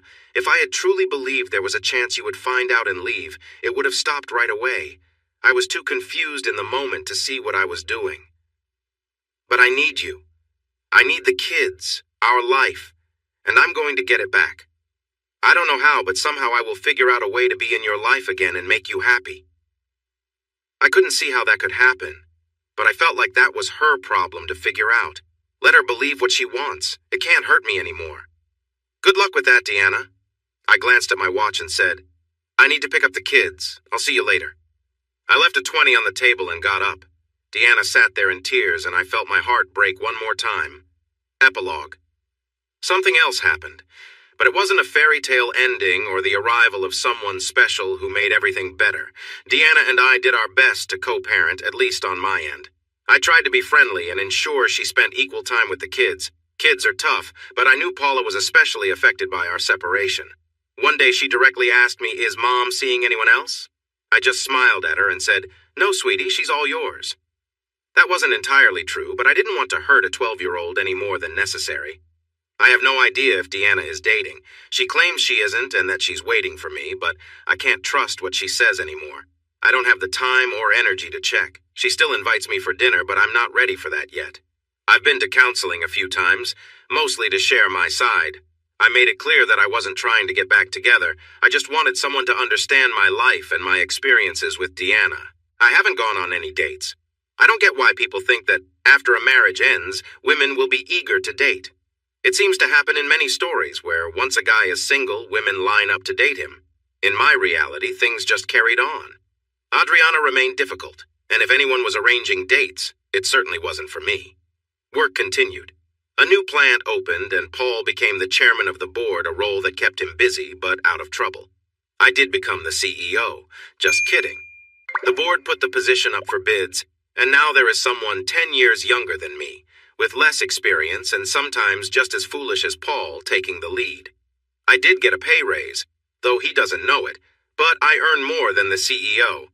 The board was smart. After all, I'm the middle-aged guy in the wrinkled suit.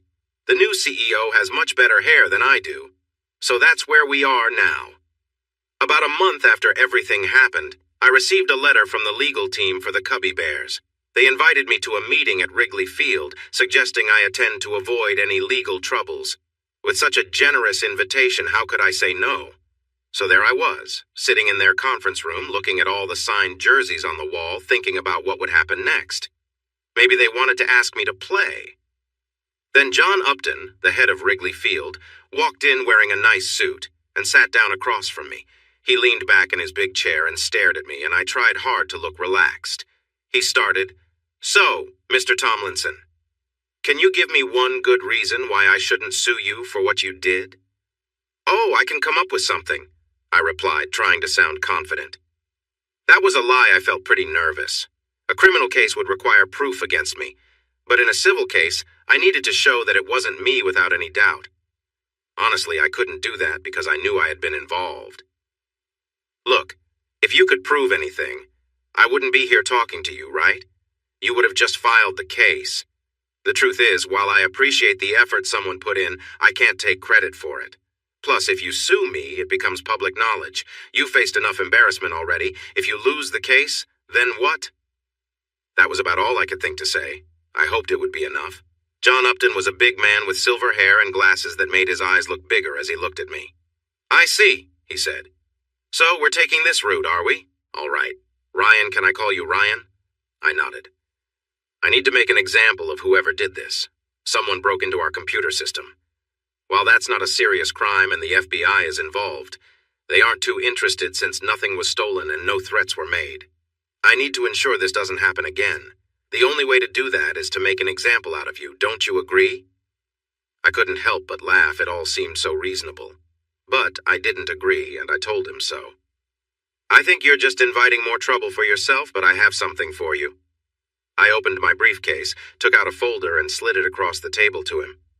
"What's this?" he asked. "I thought you might bring this up, so I talked to some friends who are good with computers. They checked your system and figured out how someone might have accessed it.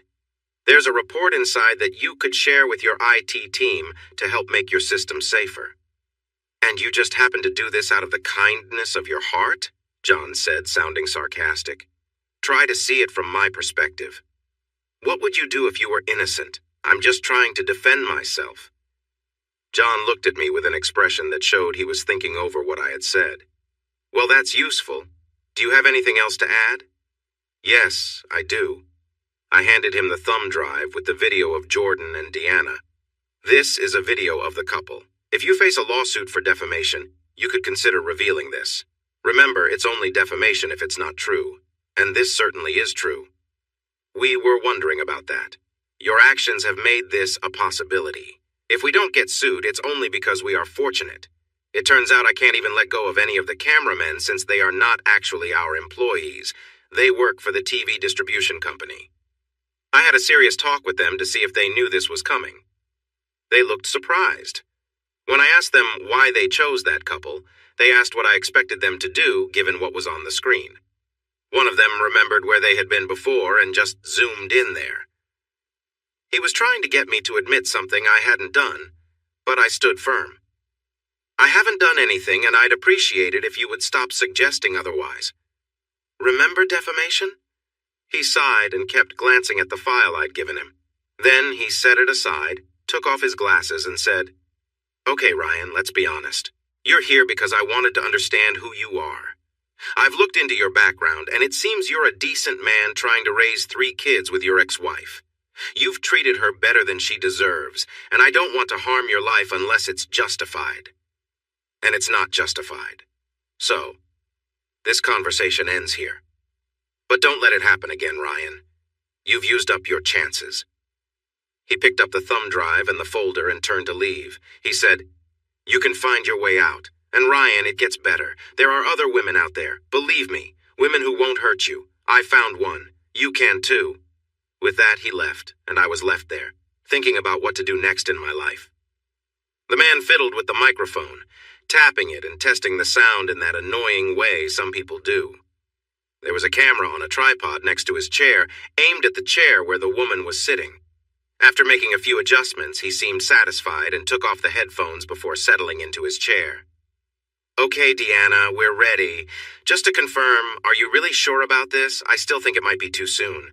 Some of your actions and how you respond might be more complicated than you expect." "I'm okay with this. I need to do this. It's weighing heavily on me, Jim.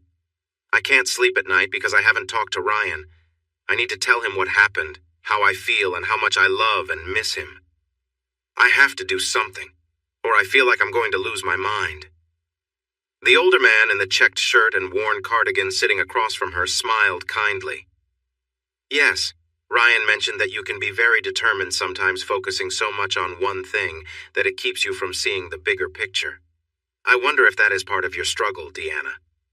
Deanna shot a sharp look at the man she called Jim and replied firmly, "This is going to be tough enough, okay? We've talked about this, and going through it all at once is going to be difficult without you adding your opinions." Jim thought carefully about what to say next. "You're right, Deanna. I'm sorry this is hard for you, but remember, when you first came here, you asked me to be honest and straightforward. You wanted the truth, and that is what I'm giving you. You don't have to do this if you don't want to. It's your choice, and you are doing it because you feel it's necessary. So let's not get caught up in feeling sorry for ourselves when you are taking a step you believe you need to take." There was a tense silence between them as Deanna considered his words. Jim wondered if he had pushed her too far. After a moment, Deanna relaxed a bit and said, "Okay, fair enough. I guess you're right. Sorry." "You don't need to apologize, Deanna. You are intelligent, and you can see this too. It's just a difficult situation you're in. Opening up is hard for anyone, especially when it involves things you feel ashamed about. It's natural to feel uncomfortable." Jim chose his words carefully. Deanna could be sensitive, so he needed to find the right balance to encourage her to face her challenges. Over the past 10 weeks of their meetings, he had noticed that she was very clever, skilled at justifying her actions and blaming others. However, she struggled to see her behavior from another person's perspective. She often viewed her choices only from her own narrow view, allowing herself to create justifications for her feelings and reactions, making her seem reasonable while others appeared unreasonable. Ryan, her husband, had been a part of this process. Jim had seen him 3 times on his own, and the history and stories he shared had given Jim a lot of insight into what Deanna had told him. When Deanna first came in, she seemed to be searching for reasons for her actions toward her husband and family. But what she truly wanted was some reassurance that her choices were not as terrible as she feared. She was struggling with how society and Ryan viewed her actions compared to how she saw them herself. What she really needed was for a professional to support her views, but that was not going to happen. It took 8 weeks for Jim to break through her defenses and show her the reality of what she'd done, how she'd hurt the man she loved and their marriage. Her justifications turned out to be just excuses that allowed her to act as she wished without thinking of the consequences. "How do you want to approach this, Deanna? Do you want to share everything freely, or should I guide you and ask questions?" Both. I'll start with some background, and then you can jump in when you think it's right." Okay, and to be clear, what do you hope to achieve here? What do you want to say to Ryan? I need him to understand what happened. He must know about the progress we've made. He should get the complete picture no matter how difficult it is. I can't stand that he's in pain and doesn't know why. He deserves to know where my mind is now so that we can move forward. I owe him that, and actually a lot more, but this is all I can do. He won't talk to me and I can't blame him, but I have to do something.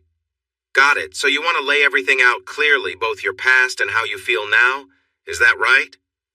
Yes. All right, take your time, Deanna. Jim relaxed in his chair and glanced at his watch, wondering how long Deanna would need. She was determined to go through this, and he hadn't been able to change her mind. He worried that if Ryan saw this message and it was uncertain whether he would, it might hurt her chances of reconciliation more than help them. Ryan seemed to be in a fragile emotional state. He nearly broke down whenever the kids were mentioned. The weight of what he'd experienced was piling up. Although Ryan was trying hard to move forward, he was clearly struggling, and this might not be beneficial for him. But Deanna was set on this path, so here they were. Jim aimed to keep her focused and to soften some parts that could be very painful. Deanna took a deep breath. She had been thinking about this for days, and now the moment had arrived. She felt nervous but determined. All right, let's start from the beginning. I met Jordan at his apartment downtown about 5 months ago. It was a typical staging job, a 2-bedroom place that honestly looked like a sports fan's hangout. There were baseball banners on the walls and sleek black furniture. I had seen places like it before, usually belonging to single guys. I knew what needed to be done, and Crystal and I were confident I could handle it. I scheduled a time with Jordan to look through the space, and honestly, there was an instant connection. I can't explain it, some people just have a charm that draws you in. Ryan had that effect on me the first time we met. Crystal was there, and I tried my best to stay professional and not get too close to him. When we finished, Crystal and I drove back to our office in Schaumburg, and it felt like we were both giddy. She said to me, "Wow, he's a looker. He couldn't take his eyes off you." I just turned red, and she laughed, saying, "Oh man, Supermom has a crush. What will you tell Ryan? New story at 10. I think I replied with something like, "Come on, Crystal." Either way, she noticed it too, so it wasn't just me. Anyway, we had the actual staging to do, and I arranged for that to happen. Crystal was supposed to help me, and typically I would have access to the apartment alone. However, when I arrived, Jordan was already there. Crystal had canceled at the last moment. I suspect she got distracted by a client. Can I stop you there for a moment, Deanna? Can we talk about that briefly? You mentioned Crystal might have been with a client. What was your understanding of her lifestyle? Oh, she was quite bold. That's the best way to put it. She enjoyed romance and the excitement that came with meeting new people, whether they were pursuing her or she was pursuing them. She appreciated the thrill of it all and sometimes used it to her advantage at work. It wasn't because she was trying to be someone she wasn't, it was just her nature. I admired how she could keep her love for her husband Charlie completely separate from her work life. It was impressive how she could switch between being very friendly and genuinely interested in one person and then be flirtatious with someone else. It was fascinating to see such a contrast to who I am. You have to be pretty confident to be able to do that, don't you? Well, we aren't here to defend Crystal's choices, Deanna. I know. I understand what she was doing wasn't right, but it was captivating to see how she managed it all. She found her way in life and seemed so confident in her choices. In the end, she got away with it. Even Ryan didn't bring her down. After everything changed for me, we had a heart-to-heart conversation. She mentioned that she had thought about her choices and talked about what we had been up to. I was completely puzzled because it was the opposite of how she had been acting and had gotten away with it quite well. I realized later that Ryan had influenced her, and much of what she shared with me had come from him. At that moment, I didn't see it. The main point is that she did things I could never imagine doing. Being around her was eye-opening. I didn't agree with her actions, but it was interesting. It felt so different from my life and the things I was facing. We will come back to that later. Let's return to the timeline. Okay. So, on the day I went to rearrange furniture, taking some of his things to his storage unit in the building, he was there. I tried my best to focus on the task and not react, but once I finished, he offered me a drink. I accepted, and then he made another suggestion. We didn't even kiss first. He simply said, "You're attractive. Want to?" And suddenly, I was in his room acting on it without thinking. There wasn't any flirting or persuasion, he just asked, and I went along with it. Let's discuss that, Deanna. Why do you think you acted that way? Why were you so quick to agree? I'm still figuring that out. Maybe I should give you a bit of background on how I felt at that time. It doesn't excuse my actions, but perhaps it will help you understand. I was a devoted mom, and I loved that role. I chose it and was content. I wouldn't trade Ryan or the kids or anything else for the world. But life has its mundane parts, you know? It can be full of little frustrations. Cooking dinner, managing fights between the kids, listening to yet another episode of their favorite show, making sure they got to their dentist appointments, and keeping track of household tasks. I chose this path, yet it doesn't mean I enjoy every single detail of it. Deanna paused for a moment and took a sip of water. Then she continued. It can feel like a constant low-level annoyance, if I'm honest. I know it sounds bad. There are plenty of wonderful moments with my family, often when I least expect them, but the everyday routine can be exhausting. I know Ryan felt similar, but we coped in different ways. There were days when I just wanted to scream. Without my job, I probably would have. We all need a special place that belongs only to us. I didn't have that. I think Ryan did, but honestly, I'm not sure. We were in a close relationship for years and knew each other well, but life with 3 kids in the 21st century wore us both down. Is that why you think you were so easily tempted? I don't know. Maybe. It was a spur-of-the-moment decision. Ryan wouldn't find out. This guy was attractive. There was chemistry. And my life felt tough. I thought this could be my escape. My special place. You didn't think about the line you were crossing? The hurt you were causing? Deanna looked a bit irritated. Of course not. If I had been thinking about the consequences, I wouldn't have done it. Jim realized it might have been a somewhat naive question, but he asked it to prove that Deanna wasn't considering home at all. He knew Ryan had felt the same way, and it was important that Ryan knew Deanna recognized that now. After a moment, Deanna continued, I see now that I should have spoken to Ryan. I didn't realize how overwhelmed I was. I noticed it in the back of my mind, but not clearly. I thought Ryan felt just as overwhelmed as I did. If I told someone my life was hard, it wouldn't help if they were struggling too. It would just become a contest of whose life was worse, and nothing would change. In hindsight, things are clear. I didn't see how my thoughts would influence my values at that moment. It's hard to stop something when you don't even see it coming. That sounds like an excuse, Deanna. Her eyes narrowed. No, it's not. I'm trying to share my thoughts. I'm not saying I was right. I just want you to understand what I was thinking. I know that being with someone else isn't the solution, but at the time, I was feeling sorry for myself when this attractive younger man showed interest. I thought it could be my chance to feel different, and if it didn't work out, no one would ever find out. It was just a situation that felt right. Jim stayed quiet, thinking. Well, we ended up together.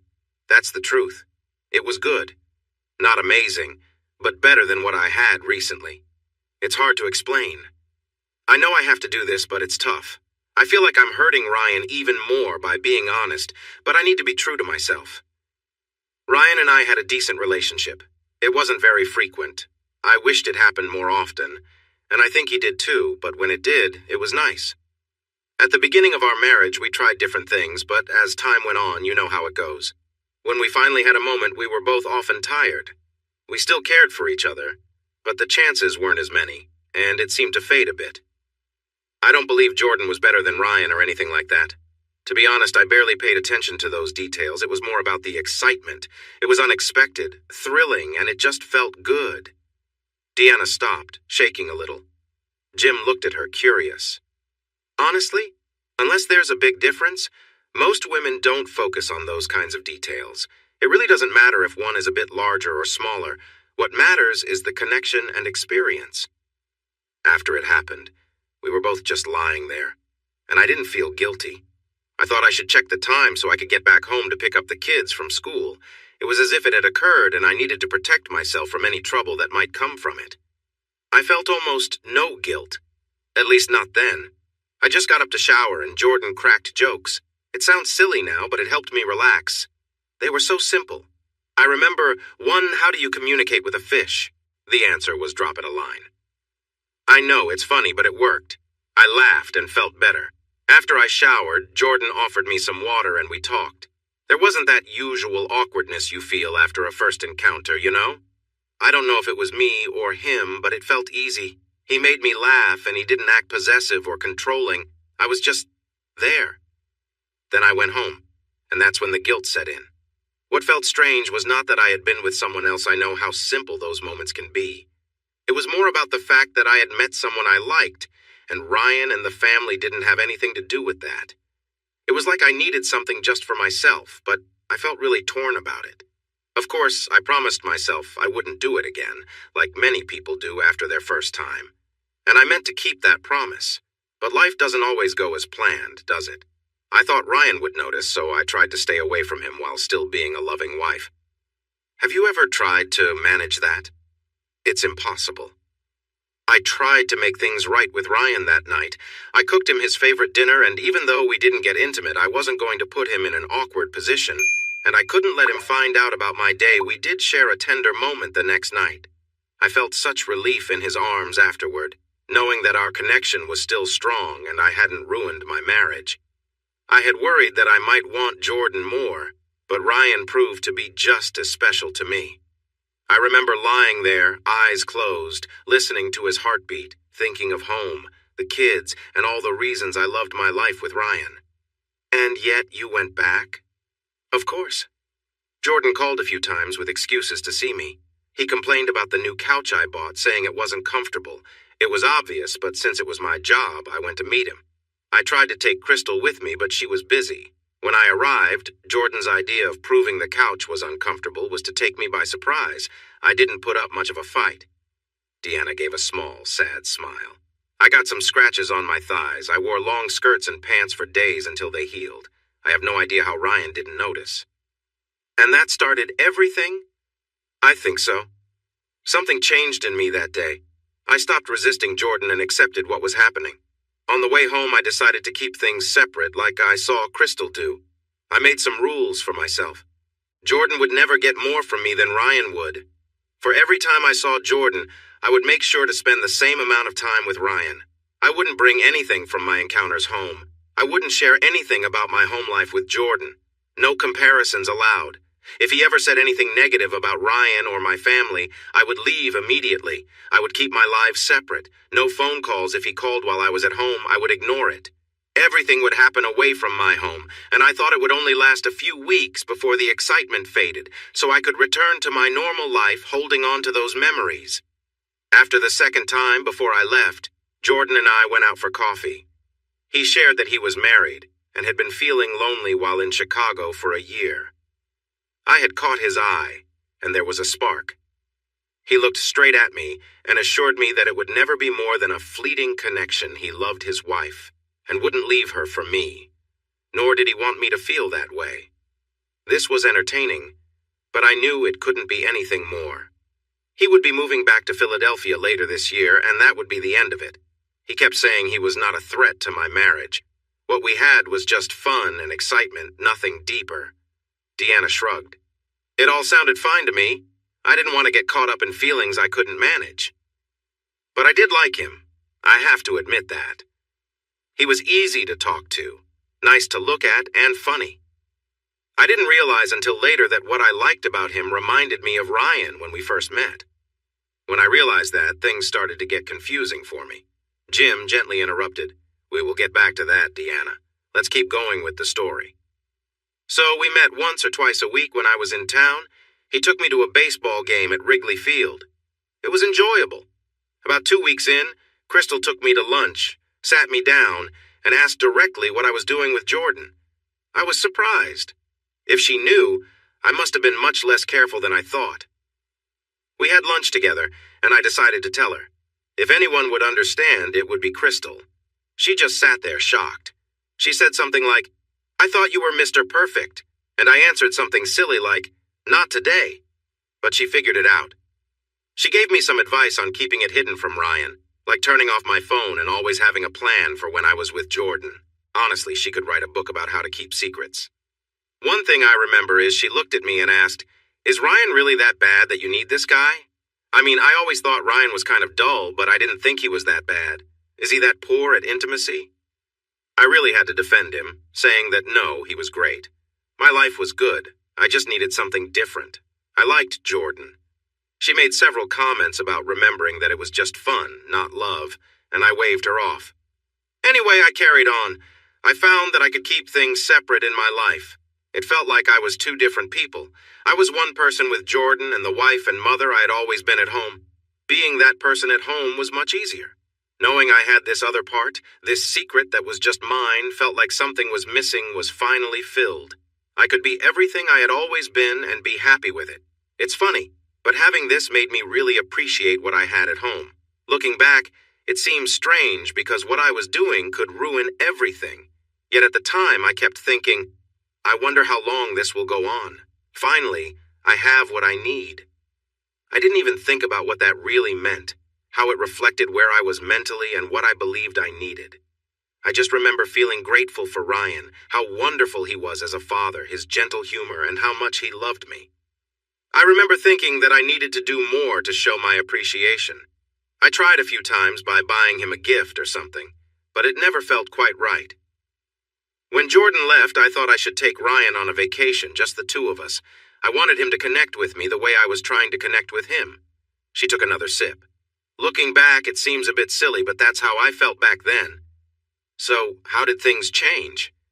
It was an accident. One evening, we went out for dinner. Jordan had successfully completed a big work project, and I had a free night. Crystal had covered for us, so we headed out. He took me to the 95th floor of the Hancock Tower in downtown. I was wearing one of Crystal's dresses, which I had borrowed. It was hard to plan outfits for these outings without bringing extra clothes. I thought it was safer in case pictures got out. But anyway, we enjoyed ourselves and had a bottle and a half of champagne. I was feeling pretty good when I said I needed to go to the restroom. The waiter had mentioned the view, so I went to check it out. When I came out, Jordan was waiting for me. He wanted to see the view and asked me if I could sneak him in. I wasn't thinking clearly, so I said yes, and we went in together. He took a quick look outside and then kissed me, and it felt almost electric. I had never experienced anything like that. I felt alive in a way I never had before. We ended up in one of the stalls, and things got carried away. It was surprising because he didn't do anything different, but I felt out of control. I was so distracted that he had to cover my mouth to keep me quiet. At one point, someone walked in while we were there, and we had to stop. I was aware of someone outside just doing their makeup while I was caught up in what was happening. It was a feeling I had never had before. Afterward, we cleaned up and went back to our seats. That was a little uncomfortable. The waiter thought we had left without paying. He looked surprised when he saw us again, and I think he had an idea of what had just occurred since we had both disappeared at the same time. I was definitely feeling a bit embarrassed. We paid the bill, left, and didn't talk about it for a while. And that was the beginning of a new chapter for me. I had no idea that side of me existed. I wouldn't have tried anything like that with Ryan. It wouldn't have even crossed my mind. I don't mean to criticize, but my relationship with Jordan was quite different. The time I shared with Jordan was just for us, no kids, no little things to worry about, and no friends around, just the two of us. It felt like the best time I could have.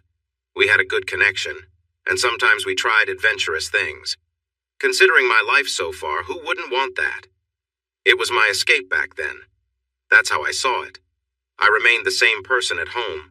I was careful not to let my time with Jordan affect my family life. It may sound odd, but I appreciated the moments I had with Jordan. I didn't want to hold any bitterness towards my family, so I made sure to act as I should at home. It wasn't just to hide things. I truly loved my family and the people in it. Being with Jordan was my way of relaxing. I think the excitement kept the affair going longer than it might have otherwise. Once I realized my own needs, I wanted them fulfilled, and Jordan helped with that. Were there other examples of risky situations? Oh yes. We once found ourselves in a glass elevator, which felt even more daring. I had planned that moment, wearing a short skirt and heels that made me the right height for Jordan. We also had moments in the bathrooms at Wrigley Field. During a game, Jordan would touch my back, which really got me excited. We explored my car in the parking lot of a pizzeria downtown. We even shared a moment in another apartment I had set up. And there was a time on the balcony of a hotel on Michigan Avenue. Deanna shrugged. I lost control. I don't know how else to describe it. And did you ever think about talking to your husband about these new feelings? And say what? Hey, honey, I just found out I enjoy some excitement and adventure. How could I have brought that up without causing a huge problem? Ryan isn't naive. He'd see right through it if I suddenly acted different. How could I have realized these feelings without experiencing them first? No, I couldn't bring it up. Plus, that just wasn't the nature of my relationship with him. He was my husband, not someone I wanted to experiment with. I simply didn't see Ryan that way. Again, this is on me, not him. From our discussions, I think you're right that the affair changed how I viewed Ryan, and I couldn't see him that way anymore since Jordan was fulfilling that need. I also came to understand that some of my excuses, thinking I could bring the exciting moments with Jordan back home, would not really work. I remember thinking that at that moment, I didn't care. I was worried about what would happen when Jordan left and I had to go back to my normal life. I was scared I would just find someone else to fill the gap. I might have been in a tough place then, but I knew that if that happened, I wouldn't be able to keep being Ryan's wife. I couldn't do that. So I closed my eyes and decided to enjoy the time I had with Jordan as much as I could before he left. We've talked about this. You often create reasons to support your decisions, but it seems like you work backward. Instead of looking at all the facts and then making a choice, you seem to start with the decision you want and fit the facts around it, Jim said calmly. Deanna looked at him, weighing something in her mind. You know it's true. You're smart enough to get away with it because your justifications are so convincing. You can make anything seem reasonable, and when those reasons fall apart, you pretend it's not happening, as if you can't hear anything else. This is a classic example. They fell into silence for a moment, then Deanna said, Well, I guess I see that now. I'm just not sure what to do about it. Right now, there's nothing you can do.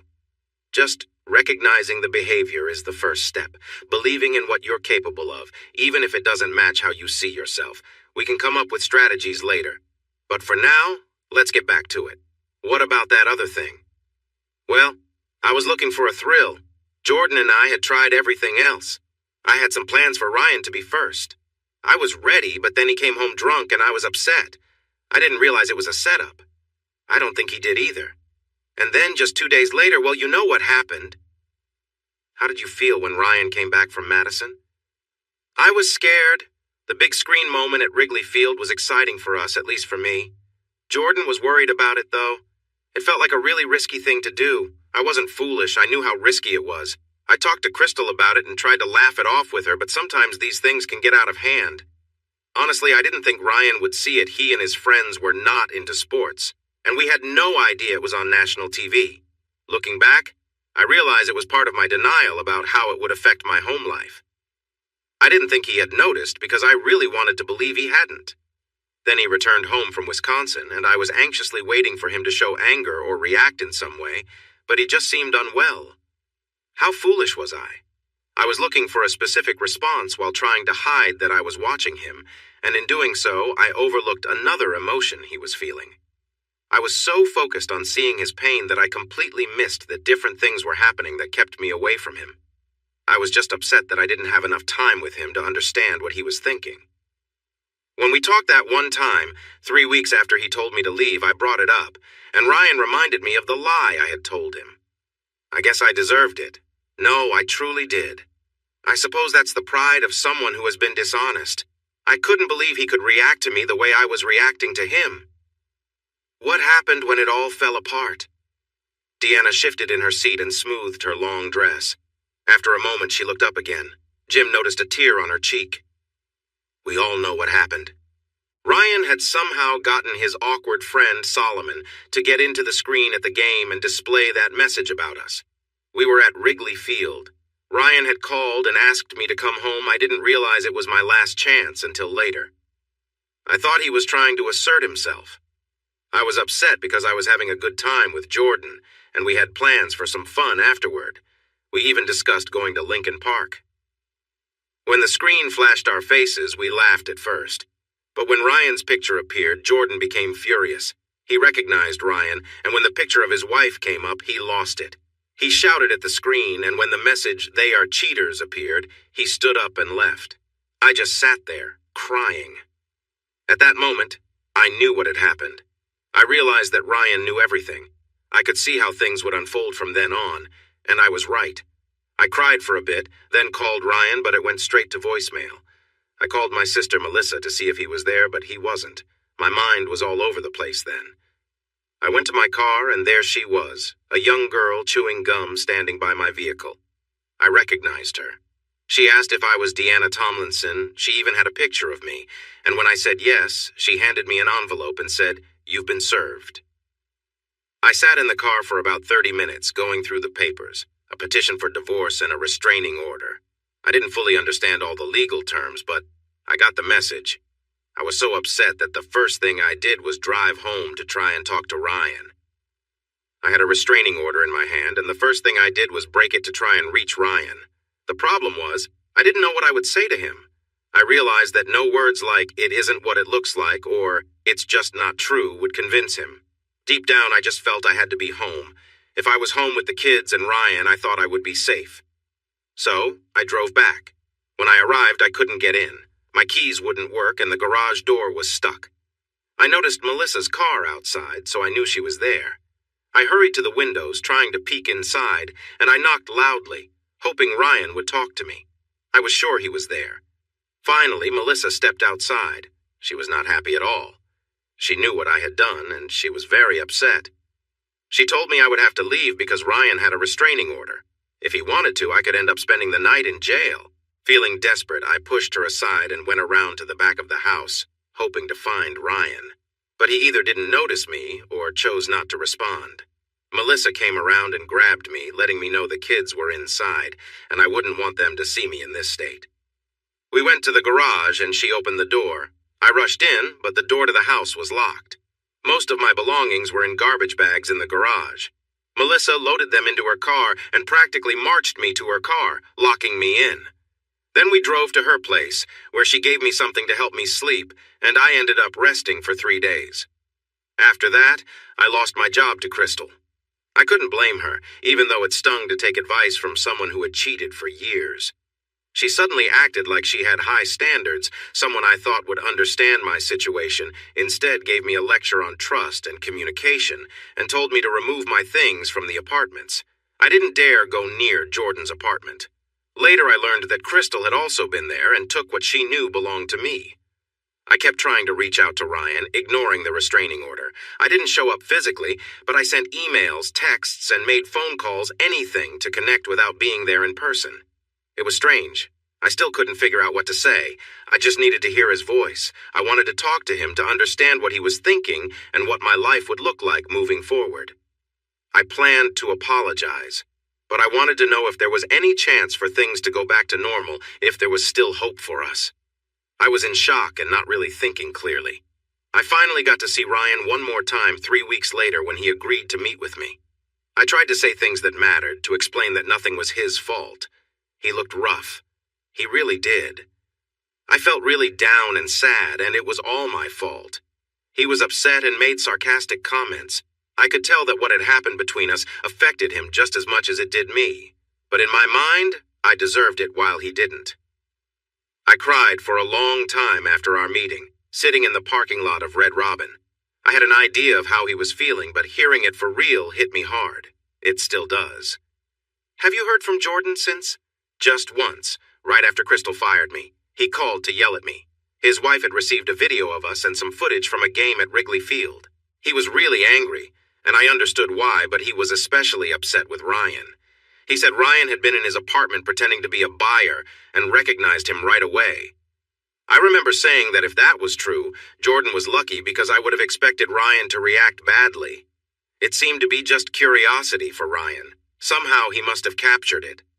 It came up in the divorce hearings, but I never saw it and didn't want to. I worried about what I might have said. We talked about things that added to the tension, but we didn't really mean it. I know I told Jordan at one point that I was thinking of him while being with Ryan. And were you? There was a moment of silence. I did once, and it ruined that time with Ryan for me. I had to pretend everything was fine because that guilt almost took over me. Right then, I realized I needed to keep my thoughts about Jordan pushed away. I couldn't even think about what we did together, or else I would break down. Being with Ryan while thinking of Jordan just couldn't happen again.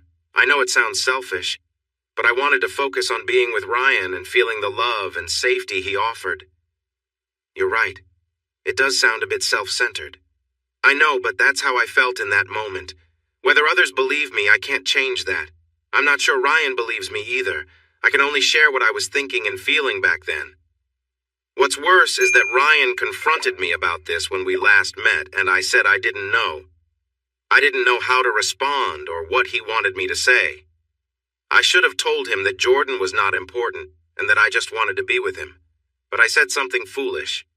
Again, I was confused and scared. Do you have anything else to say about your time with Jordan? Not really. There was talk about a recording my lawyer listened to it, and I heard a part before I had to leave the room because it made me feel so sick.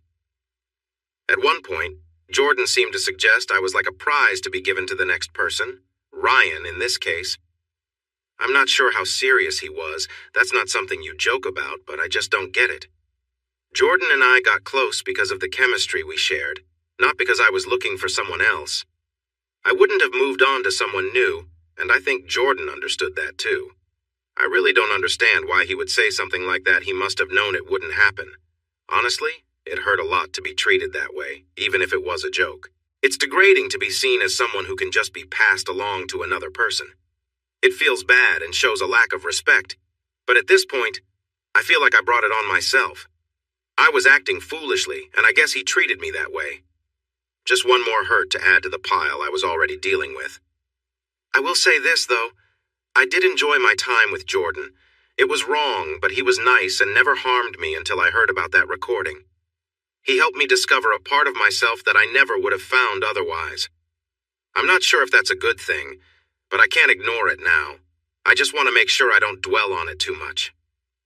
I know that spending time with Jordan was wrong, yet it didn't change how I feel for Ryan and the kids for my family.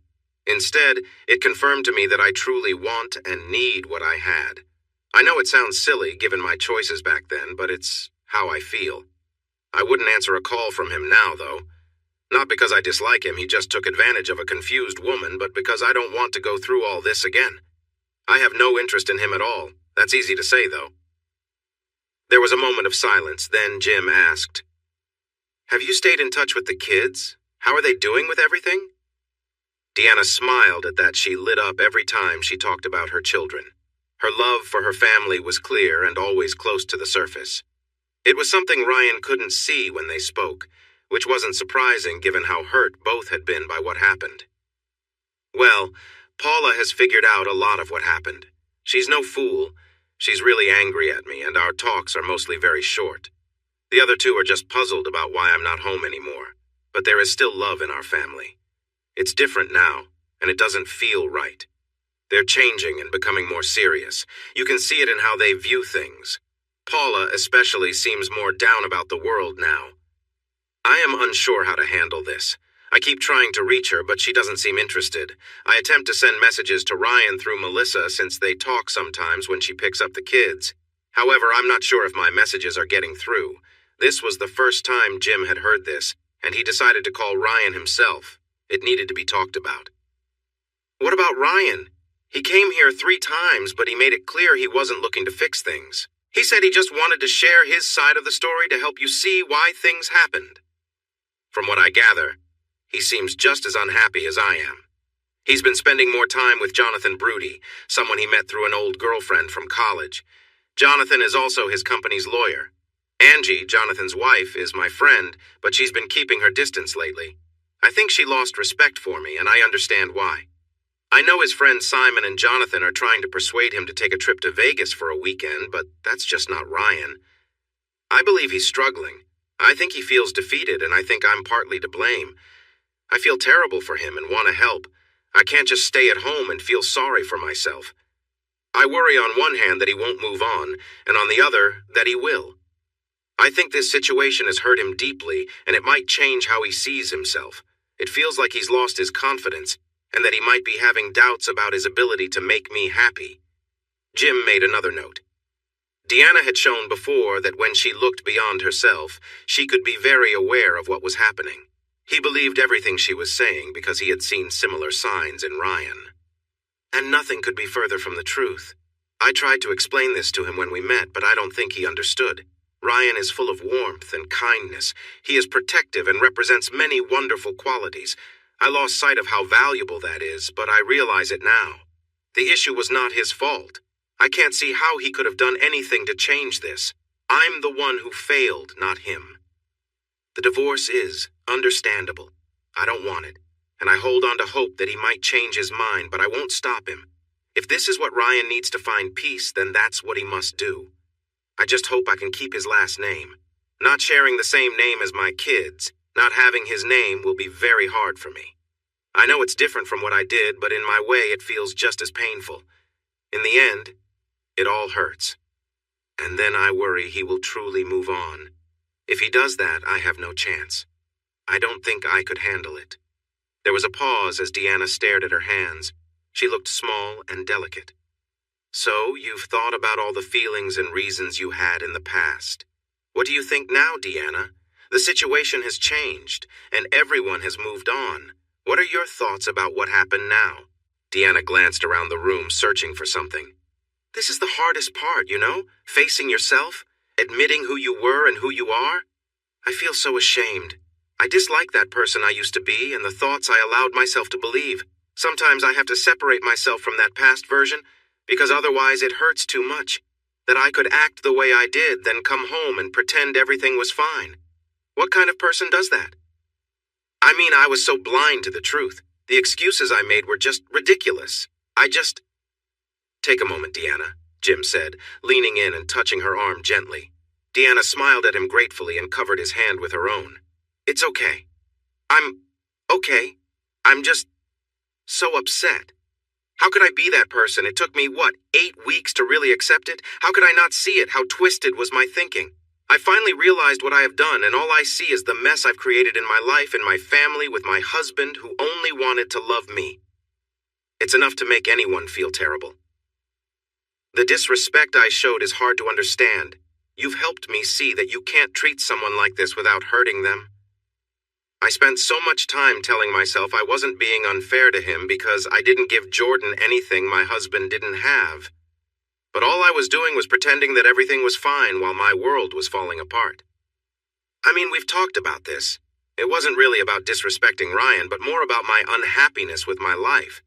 Jordan was my escape from responsibilities. Ryan just seemed to be in the way. But I can't treat someone I care about that way without disrespecting what we have, right? I can't think of anything he did or didn't do that would make me think, what a weak person, even unconsciously. Jim raised an eyebrow at her. Well, there must have been something, I guess. Maybe he was too agreeable with me. Maybe he wasn't strong enough. But at the end of the day, I loved him. No, I love him. It's real. I just can't make sense of it. Well, we still have more to talk about, Deanna. That's why I said this feels early. We haven't uncovered everything yet. I'm sure there are still issues we need to address. Deanna scoffed softly and continued. The truth is, my ability to ignore what I was doing and justify my actions frightens me. My own feelings about taking risks in relationships scare me. How I react to them feels just wrong. I did something without my husband and then spent a lot of time hiding my actions from him and my family. Deanna, your feelings about risky relationships are just part of who you are. It's not about being right or wrong. What matters is who you were with and what happened. That part isn't wrong, Jim said. I know, I'm just skipping over things. The truth is, I acted really badly. I hurt the people I love the most, and now I'm trying to fix everything and realizing that it might be impossible. My life may be stuck like this forever. What is your life like now? How are you managing? My life feels terrible. I have a dead-end job selling clothes at Ross. I live in a huge house that feels cold and empty, not like a real home. I have a sister who has been hurt by cheating, and now she looks at me like I'm out of touch. She's only helping me because we're family, not because she cares. My brothers won't talk to me at all. One even hung up on me during the holidays when I called to wish them well. Most of my friends avoid me, and I have unwanted attention from people looking to take advantage. I've become the subject of some cruel online jokes, and that really showed me how unkind people can be. I've tried dating twice, and both times were complete failures. I didn't even realize I was on a date until the guy told me how bad it was. I thought I was just helping out a coworker. The other date was an attempt to see if I could move on, and it didn't go well. He got angry when I left in the middle of dessert. I met with Crystal a few weeks ago. She wanted to catch up and see how I was doing. I think she feels like being with me could harm her reputation as well. She told me how her relationship ended because Ryan caught her with someone else, and that led to a lot of trouble. She was worried I would be mad at her, so she waited to talk to me again. Honestly, I'm just happy to have a friend to talk to, so I would forgive her anything. She's trying to make things work with Charlie. She even jokingly asked if I would consider a big arrangement with him, like that would ever happen. But it was nice to share some laughter together. She said she had to ask since she had no one else to turn to. It's frustrating that she was the one who cheated for years, and when she got caught, she seems to be fine. That was Ryan's punishment for her cheating to spend time with her husband often. Why couldn't someone have caught me and given me that punishment? I made a mistake once and it felt like my life was over. It's really not fair, but I can't complain too much since what I did to Ryan wasn't fair either. She mentioned she might help me with some staging work, but I said I didn't want to think about it. I'm considering starting a blog about interior design, like a guide on staging a house. I'm not sure. I'm just passing time, to be honest. I need something to do while I wait for the weekends. I'm really unhappy. I miss my kids and my life, and I look forward to the weekends when they visit. I want to find a way to talk to Ryan and let him know how I feel, what happened, that it's not his fault. This is the only way I can think to reach out. What do you want, Deanna? What message do you want to send Ryan? Jim asked as his final question. I just want him to know I love him. I can't express how sorry I am. Looking back, I can't believe I did it. It's so unlike me. I can't figure out why I went into the bedroom with Jordan instead of just confronting him directly. I think of different reasons, but it worries me that I don't really know why I acted that way. How can I expect Ryan to give me another chance if I can't even trust myself? But I'm not going to give up. That life, that husband, and that family are like air to me, and I'm not giving it up without a fight. I want it back. It will never be exactly the same, but neither am I. I've learned so much, and something new has to grow from this. But I want it with Ryan, more than anything, and I would do anything to have it. Deanna turned to the camera, looking straight into it, her lips trembling as she said, You hear that, Ryan? I'm coming for you. I told you I would. I need to get better and understand myself more, but I promise I will come for you. I want you. I need you. I love you, and I will find a way for us to be together, to move past this, to rebuild.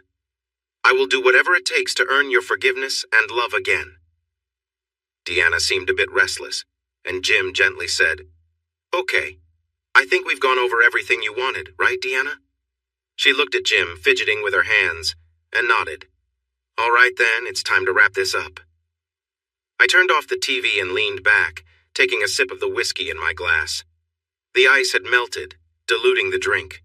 I wasn't sure if I liked that or not. Maybe it's time to get some steel ice cubes or something instead. Oh look, more distracting thoughts. I was becoming better at noticing that. The truth is, I just didn't know what to think. Everything felt real enough, but as I told Jim the first time I met him, I just couldn't trust her anymore. If he had seen how calm Deanna was at home while everything else was happening, and how I like to think everyone else had no idea what was going on, what would he expect?